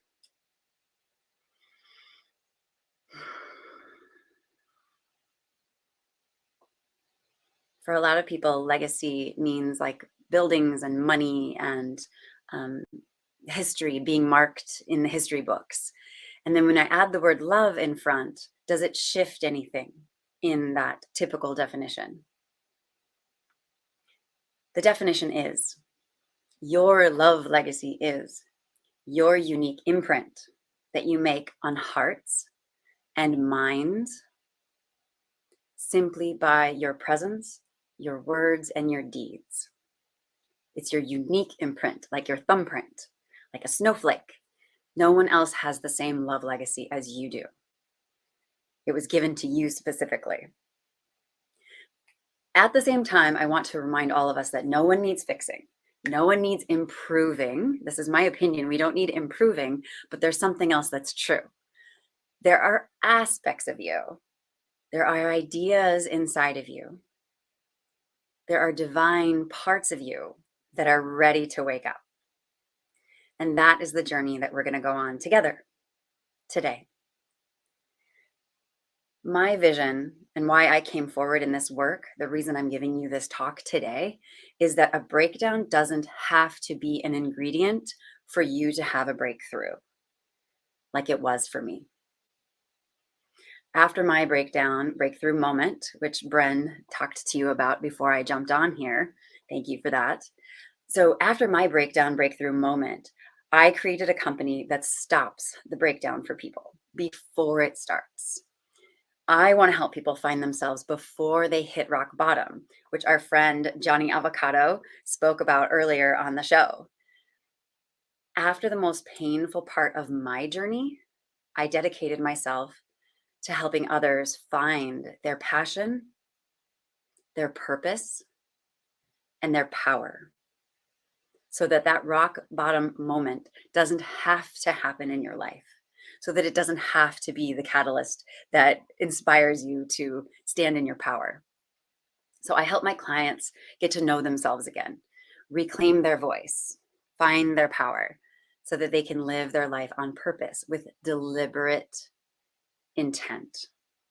Because you are a deliberate creator. You have that power within you. You have that passion. It just may need to get sparked up again, like bam, a little bit of spark to get going, to really catalyze your life. And then that purpose unfolds. When we listen to our passion, the power, we amplify our power, and the purpose unfolds naturally, because we start to tune into, what do I really want? What do I really desire? What lights me up? And then those other pieces just fall into place. Like when you're doing a puzzle, imagine, I think about the breakdown, and the inner critic in my head was so loud that imagine a child doing a puzzle. And puzzles can be so fun, and they can be a community activity, and they can be a total adventure. But imagine that if every time you or you watched a child's attempt to place the puzzle in a spot, that there was a tantrum or negative talk and a total fit and a lot of self-harm that happened every time the puzzle didn't quite fit. I believe that a lot of us in this world are moving through our life in that way. We have a lot of trepidation before we take an action. And then when things don't happen exactly as we envisioned, we go into a lot of negative self-talk. And that was one of the ingredients that led to my breakdown. And that is one of the pieces that I help people unravel. We get to unpack that negative self-talk and turn it into something else.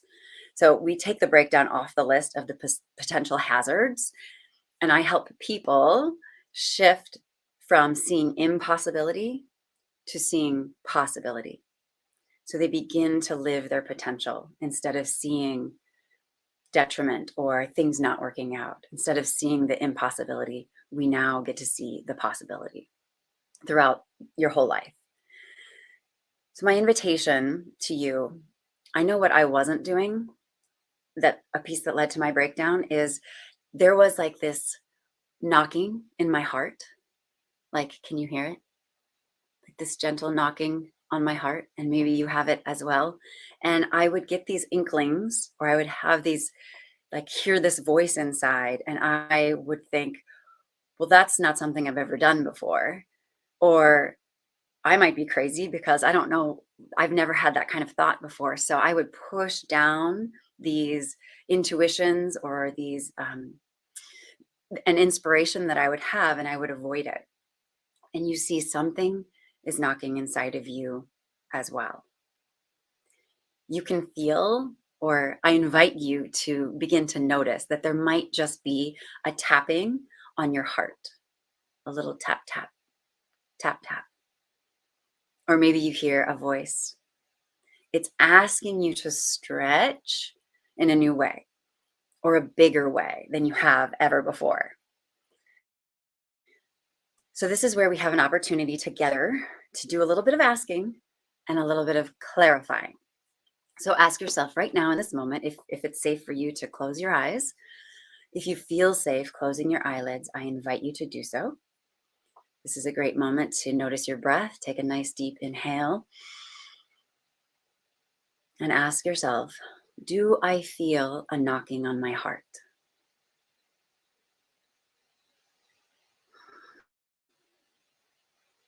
And it's okay if you don't. And I'm going to invite you to another question. Do I feel an intuition that there is something more for me to realize? I'm going to say that again. Do I feel an intuition that there is something more for me to realize? Just listen, just pause, notice your breath.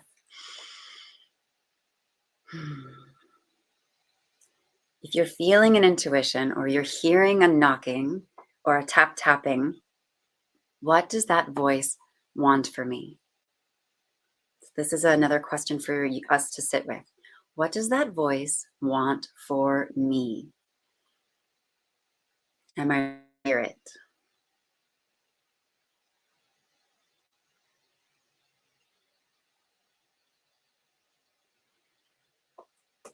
And it's perfectly okay if you just are calm and in the silence.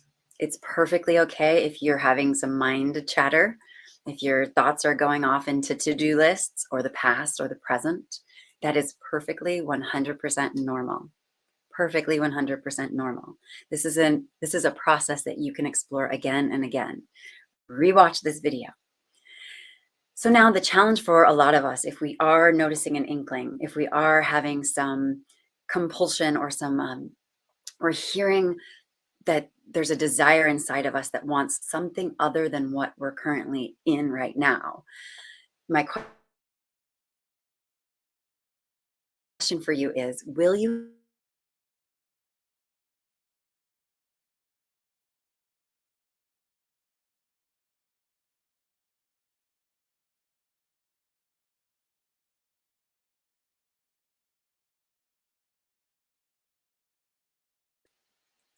it's too hard. If it hasn't happened yet, then that must not be meant for me. Or maybe it sounds like this. No one before me has done that. Not in my family, no one I know, no one in my inner circle or my peer group. No one has done anything like that before.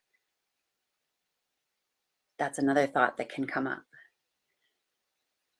And another one that happens with a lot of my clients is they think, I can't help who I am, or I can't help how I am. I'm just made this way. I have no other alternative. So that's some of the resistance that often perks up. It percolates when we have this this knocking on the heart, this request from inside of us to make a transition, to go all in on making a transition. And yet, it's normal for transitions to be uncomfortable. I love the visual. Oh my gosh, I'm going to share a quote with you. The cave you most fear holds the treasure you seek. the cave you most holds the treasure you seek.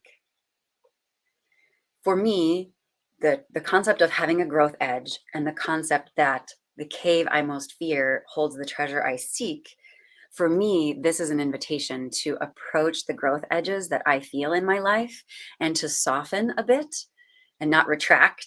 You know, you might have heard of the fight, flight, freeze response. So oftentimes when we're on a growth edge or when we're feeling that inclination bubble up inside, we run away, we go into combat, or we just lock up and we feel paralyzed and we go into the I don't know, I can't decide.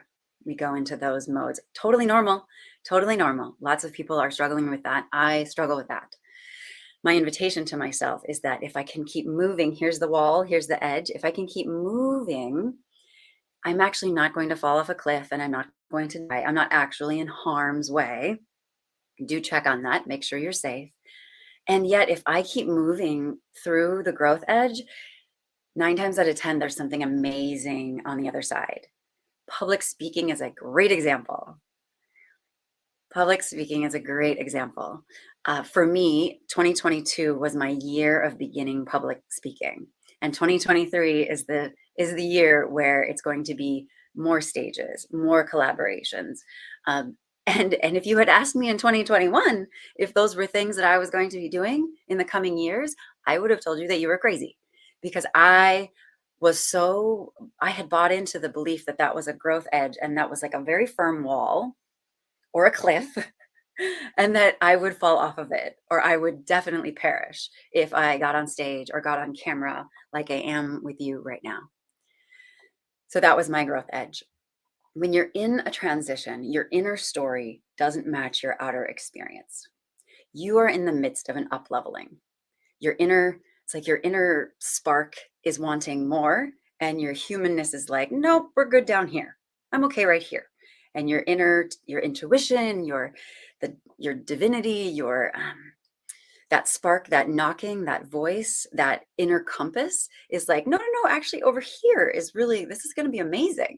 And then our humanness, our resistance, our fear of change, it just says, whoa, I'm going to throw up all the blocks that I can throw up, because that sounds really scary. That sounds really scary. And I don't know what's in the cave. Like, I see a cave, it looks dark, it looks scary, and I've never been in it before. And so therefore I refuse. I will do everything in my power to not go in the cave. And yet, for me, let my journey be proof that you enter the cave and amazing things start happening. You start changing lives. You start affecting your family. You start creating a cultural shift in your community. Amazing, powerful things can happen. And yet resistance is normal, because you're in the midst of an up-leveling. So even if you hit hardship, even if things take a turn downward, even if the thing you were afraid of does happen, there's still something inside of you that's waking up to something fresh. So your identity is still shifting. The transition is still, it's happening. You're in it. So maybe you're looking around your life and you can see where there is some transition. You're most likely in the middle of various transitions in your life. So I'd like for us to just take a quick moment together. Where in your life are you on the cusp of something greater? So again, we're going to explore a little closed eyelids moment. Notice your breath and begin to hover over your life. Looking at home, looking at family, looking at work. Maybe it's transportation. Just look into these different aspects of your life, your health. Just look around your life. Where do you feel like you're on a growth edge? Like you're on the cusp of something shifting and you're desiring something greater. You're desiring something a bit different. Just let yourself fly over your life. Just taking a quick scan. Where do I feel like I'm called to shift something? And I have another question for you while your eyes are closed. Do you notice a catalyst beckoning you in a new direction? I'm going to rephrase that a little bit. Can you feel a spark or an ignition happening in some area of your life that is asking you to start behaving in a new way, or asking you to shift, try something new, or grow a new way of being, a new behavior? Maybe it's more time with a child in your life. Maybe you're asking for more responsibility in your work life. Maybe you know on a deeper level that you're being called to be more visible and use your voice. Maybe you're being called to lead. Tune into that. So allow your eyelids to blink open and closed again, coming back into the room, back into the space, and notice what you noticed. Simply take note of what you noticed. So I'd like to talk to you a little bit about sand. Who here has ever had sand up against your skin in some way and it has been aggravating you, or it has been rubbing maybe between clothing and skin, or in a shoe or a sandal where you can feel the sand is uncomfortable, something uncomfortable is happening? So if we were together, I would say show of hands. So I'd love to see hands. I'd love to hear from you. Have you ever had sand that is rubbing you in a way that feels not good? It feels uncomfortable. So we're all back in the beach, I hope. Everyone's on the beach now. So the sand aggravates you to change something about your situation. Maybe you take off your shoe and shake out the sand. Maybe you adjust the waistband on your shorts or your swimsuit just to rub that sand out of its spot. But the sand creates you shifting. So this is what I mean by catalyst. This is what I mean by aggravation. This is what I mean by a spark or an ignition that's happening. This little aggravating tiny little fleck of sand. So you have sand rubbing you raw and you refuse to see the irritation. A lot of us do that. Maybe we just let it keep rubbing you, and maybe we end up with a sore, and maybe the sore gets infected and the horrible things. A lot of us tend to avoid. But if I take it to the example of the sand, it makes the example a little more easier to understand. You will typically shift something about your life, about your situation, to stop this aggravation from happening. So the question is, could you be similar to the oyster in this example? So I would think that everyone here has heard the example of an oyster. Well, you've heard that an oyster is the thing that makes a pearl. And how does it do that? How does it turn a grain of sand into a gorgeous pearl that the world tends to celebrate and think are just so awesome and beautiful and sparkly and fun? It gets creative. The oyster gets creative. That is how. It takes the aggravation and it makes it into something that the world celebrates. And that can happen all across your life. There is magic in you. There is a love legacy in you. You came that way. You came with the unique imprint of a love legacy in your being. And I love the quote, don't ever let anyone question your calling. When God speaks to you, it's not a conference call. So you're the only one who got to hear it. You're the one whose listening matters. It was a message just for you. Not to take this in a spiritual direction, but I do love that quote. So you have the intelligence, you have the desire, you have the spark to make the pieces in your life that feel like hardship into something inside you that the world will celebrate. The world doesn't have to celebrate, but if you truly listen and dial into that challenge, that aggravation, that spark, that intuition, you will be able to create something that makes an impact, just like the oyster does with the pearl. So you can build a pearl with me today. we're going to practice some deliberate creation together. We're going to celebrate the love legacy that is unique to you. And I'm going to take you through a few steps. And first, I'd like to tell you a little story.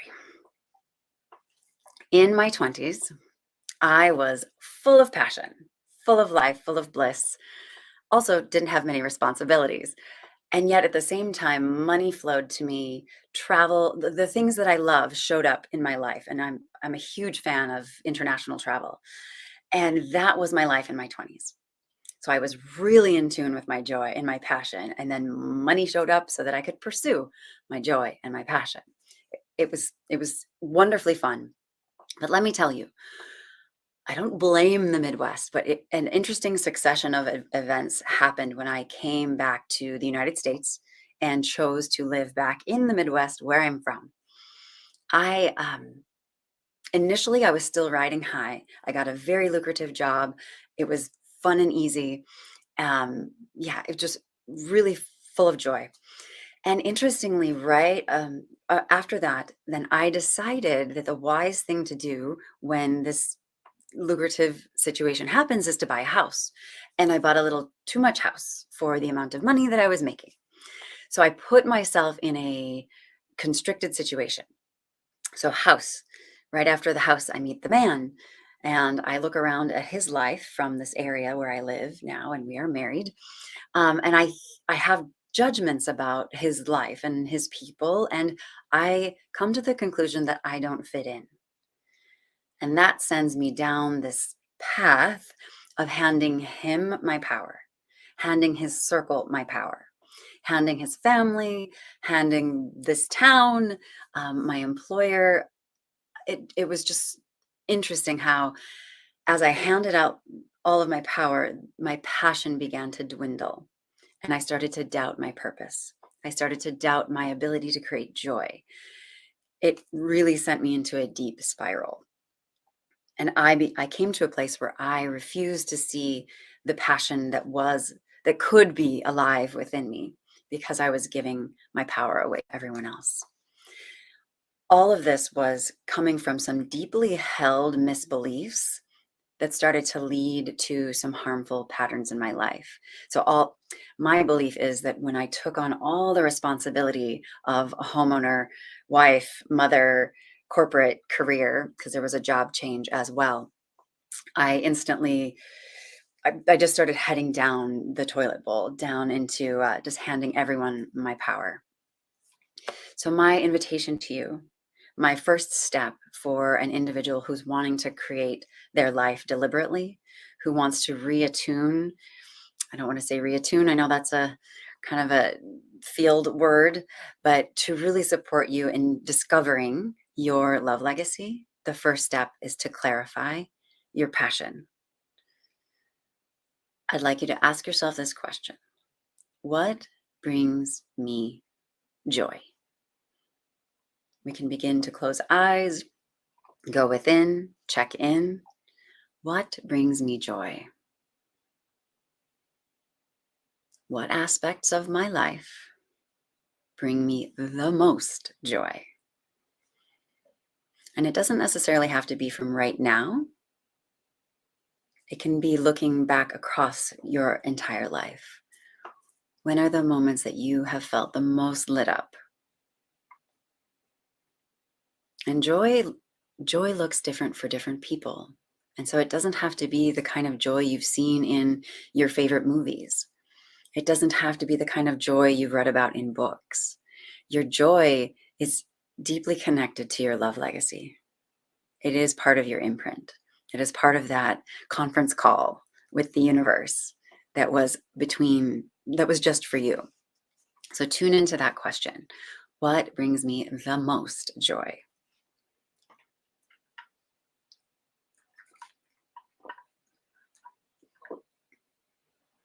And now ask yourself, this is a simple yes or no question, not a maybe, not a sometimes, but am I prioritizing the things that bring me joy?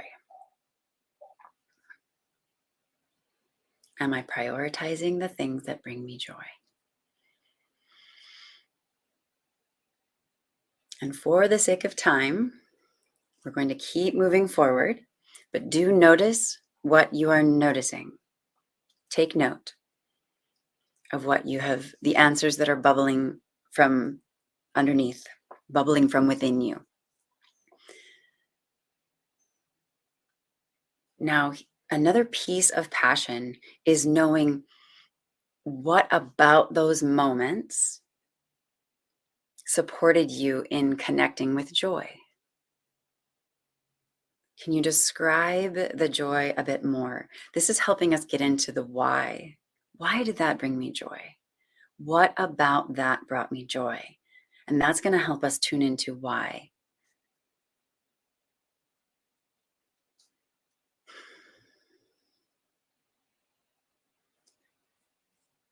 For me, some of my joy is like, I'll use an easy one. When I tickle my son, he has just like the most buoyant laughter. And it's like I can feel something shift inside me that is just it feels like being a child again.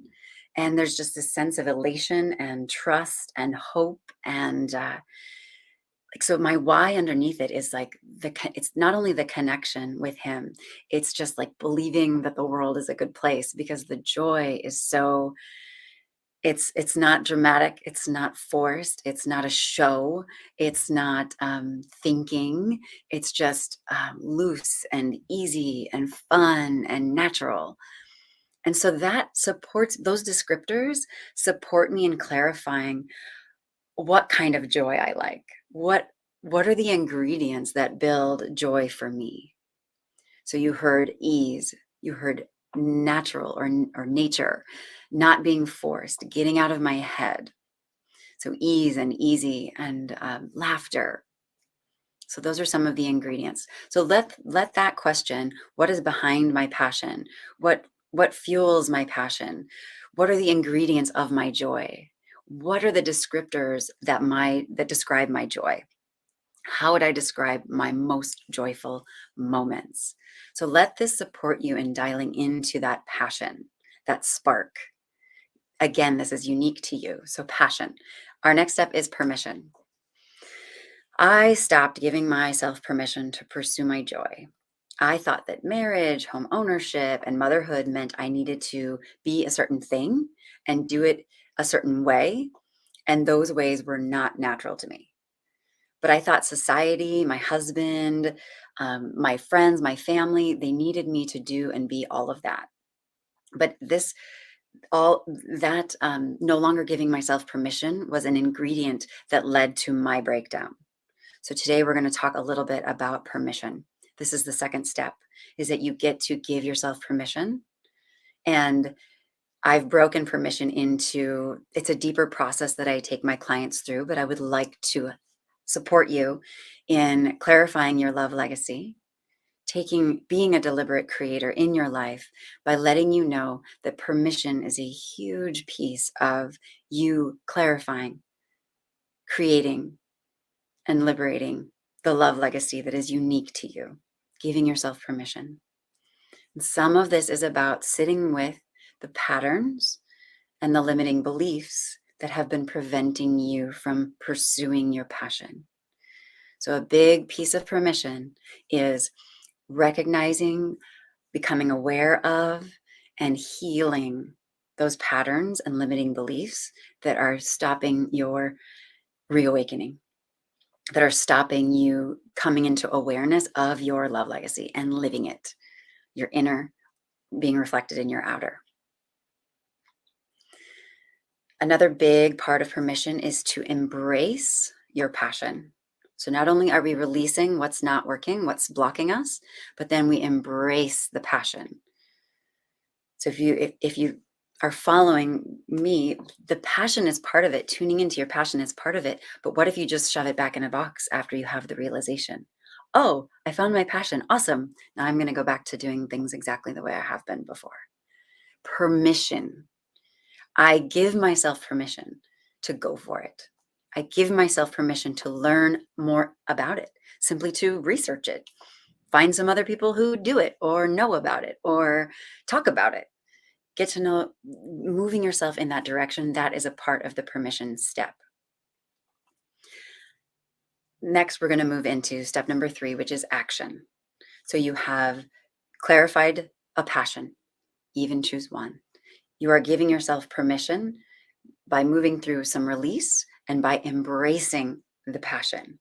Permission to embrace the passion. And now we're out in the world and we're taking some action.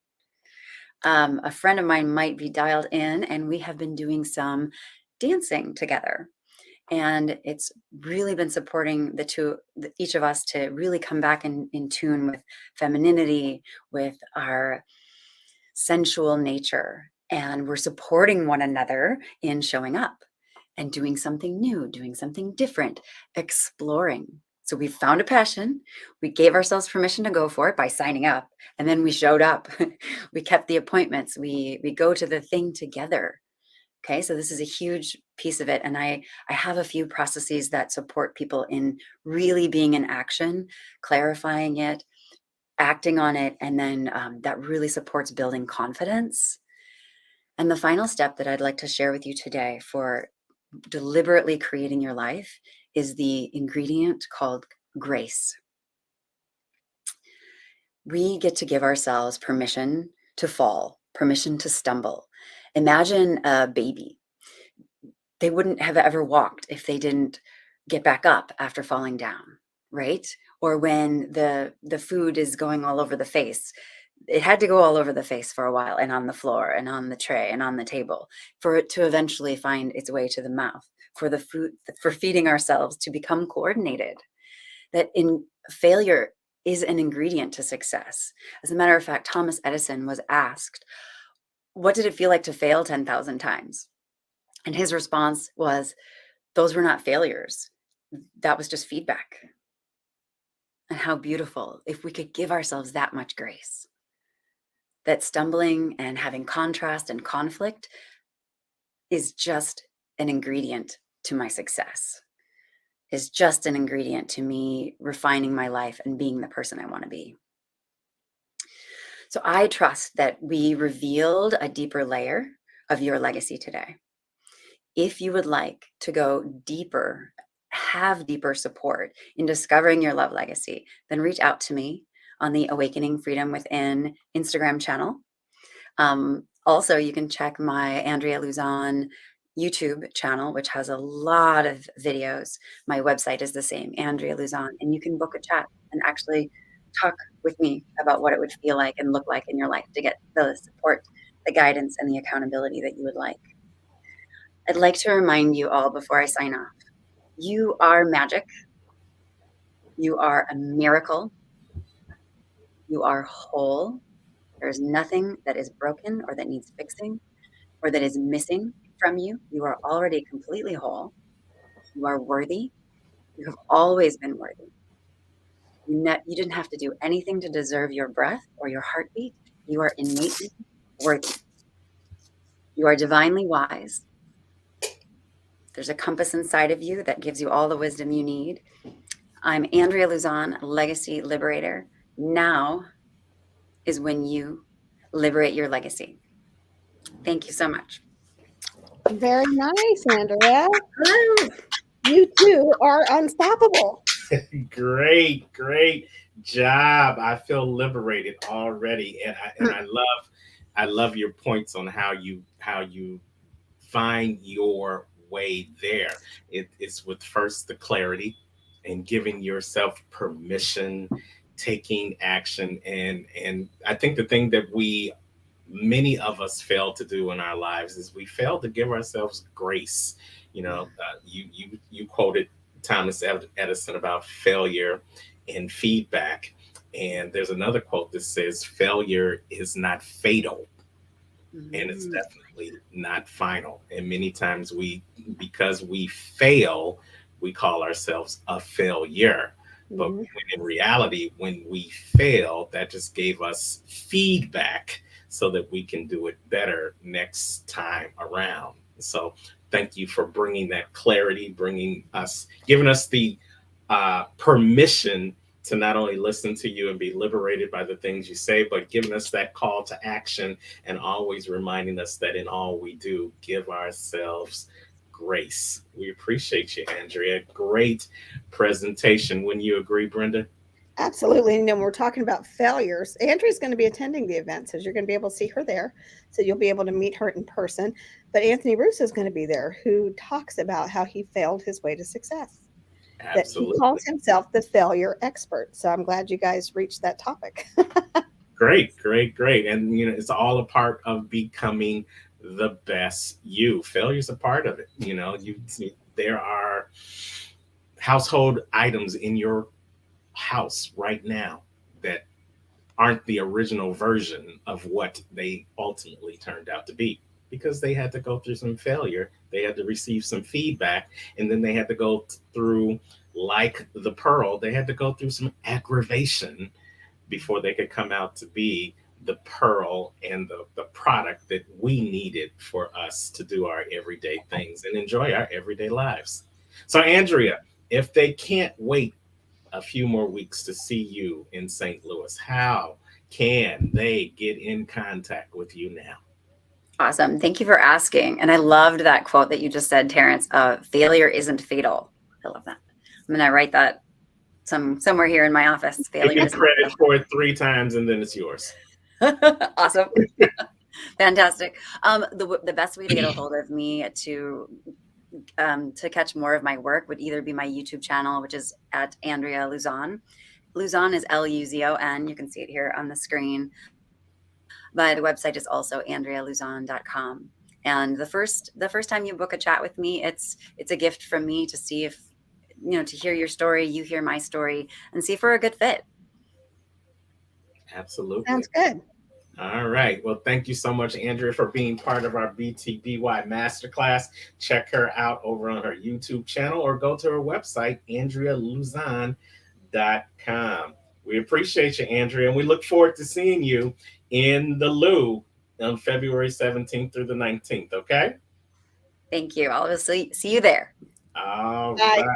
That is Andrea Luzon, and she's just another reason, Brenda, why people really need to have their face in the place February 17th through the 19th for our fabulous Becoming the Best You conference. I know it's just going to be a mind-changing experience for everyone who decides to see us in person or take advantage of that $49 virtual package that you can watch us from the comfort of your own room. We won't even know what you're wearing, and probably we don't want to know either. So maybe you'll be switching hats just like Brenda has over the past couple of hours in our masterclass. But Brenda, before we go, let's give them one more sneak peek about what they will get if they become the next you and take this action and join us at the conference. Okay? Sounds good to me. All right. One of the best conferences of the year is finally here. Becoming the Best You Conference. Join us live or virtually and hear from the greatest speakers in the country. Brenda Ringwood, Terrence Lethbridge, Stacey Wahey, Arcavius Armstrong, Dr. Lotus Richey, Regina Platt, Dr. Rick Bolton, Anthony Russo, Chuck Doyle, Dr. Ruben West, Jennifer Lauren, Jessica Mortier, Dr. Jawanda Rollins-Fells, Dr. Lauren Michaels Harris, Indy Nam, Tracy Randolph, Isabel Black, Sarah Minguez, Jill Reynolds, Kevin Wilson, Saccone Prince, Definitely Holly, Chuck Frizen, Dr. Michael Freeland, Tommy Morgan, Prince Michael, James Griffin, Charlotte White, Aaron Page, Jeremy Nunez, Jeff Markinet Jr., Belton Showell III. Becoming the Best You Conference, February 17th through the 19th, 2023. Clayton Plaza Hotel, St. Louis, Missouri. Get your tickets today.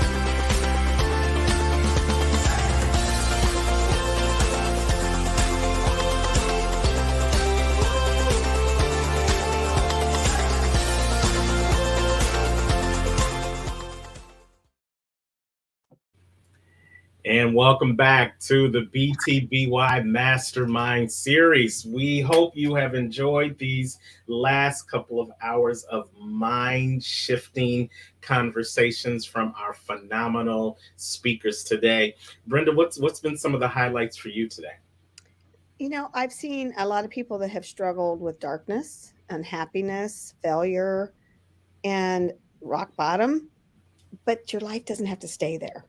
That's what I learned today. I love that. And there was a common theme throughout across our speakers that came to us today talking about mindfulness. And, I always say, one of my mentors, he says, wherever you are in life now, your mind, yes, get there first. And that is so true. You just can't shift your mind. You've got to set your mind. You've got to set the declaration that this is where your mind is going to go in order for you to start that journey towards becoming the best version of you.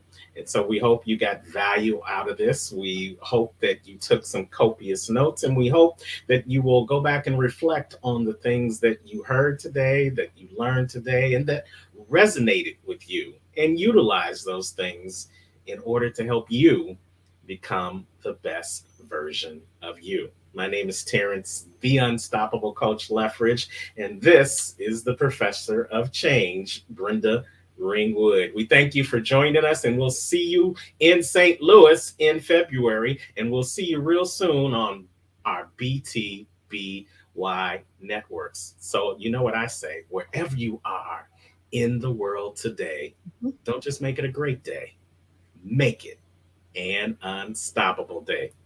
Thank you, Brenda. The Best You Conference, February 17th through the 19th, 2023. Clayton Plaza Hotel, St. Louis, Missouri.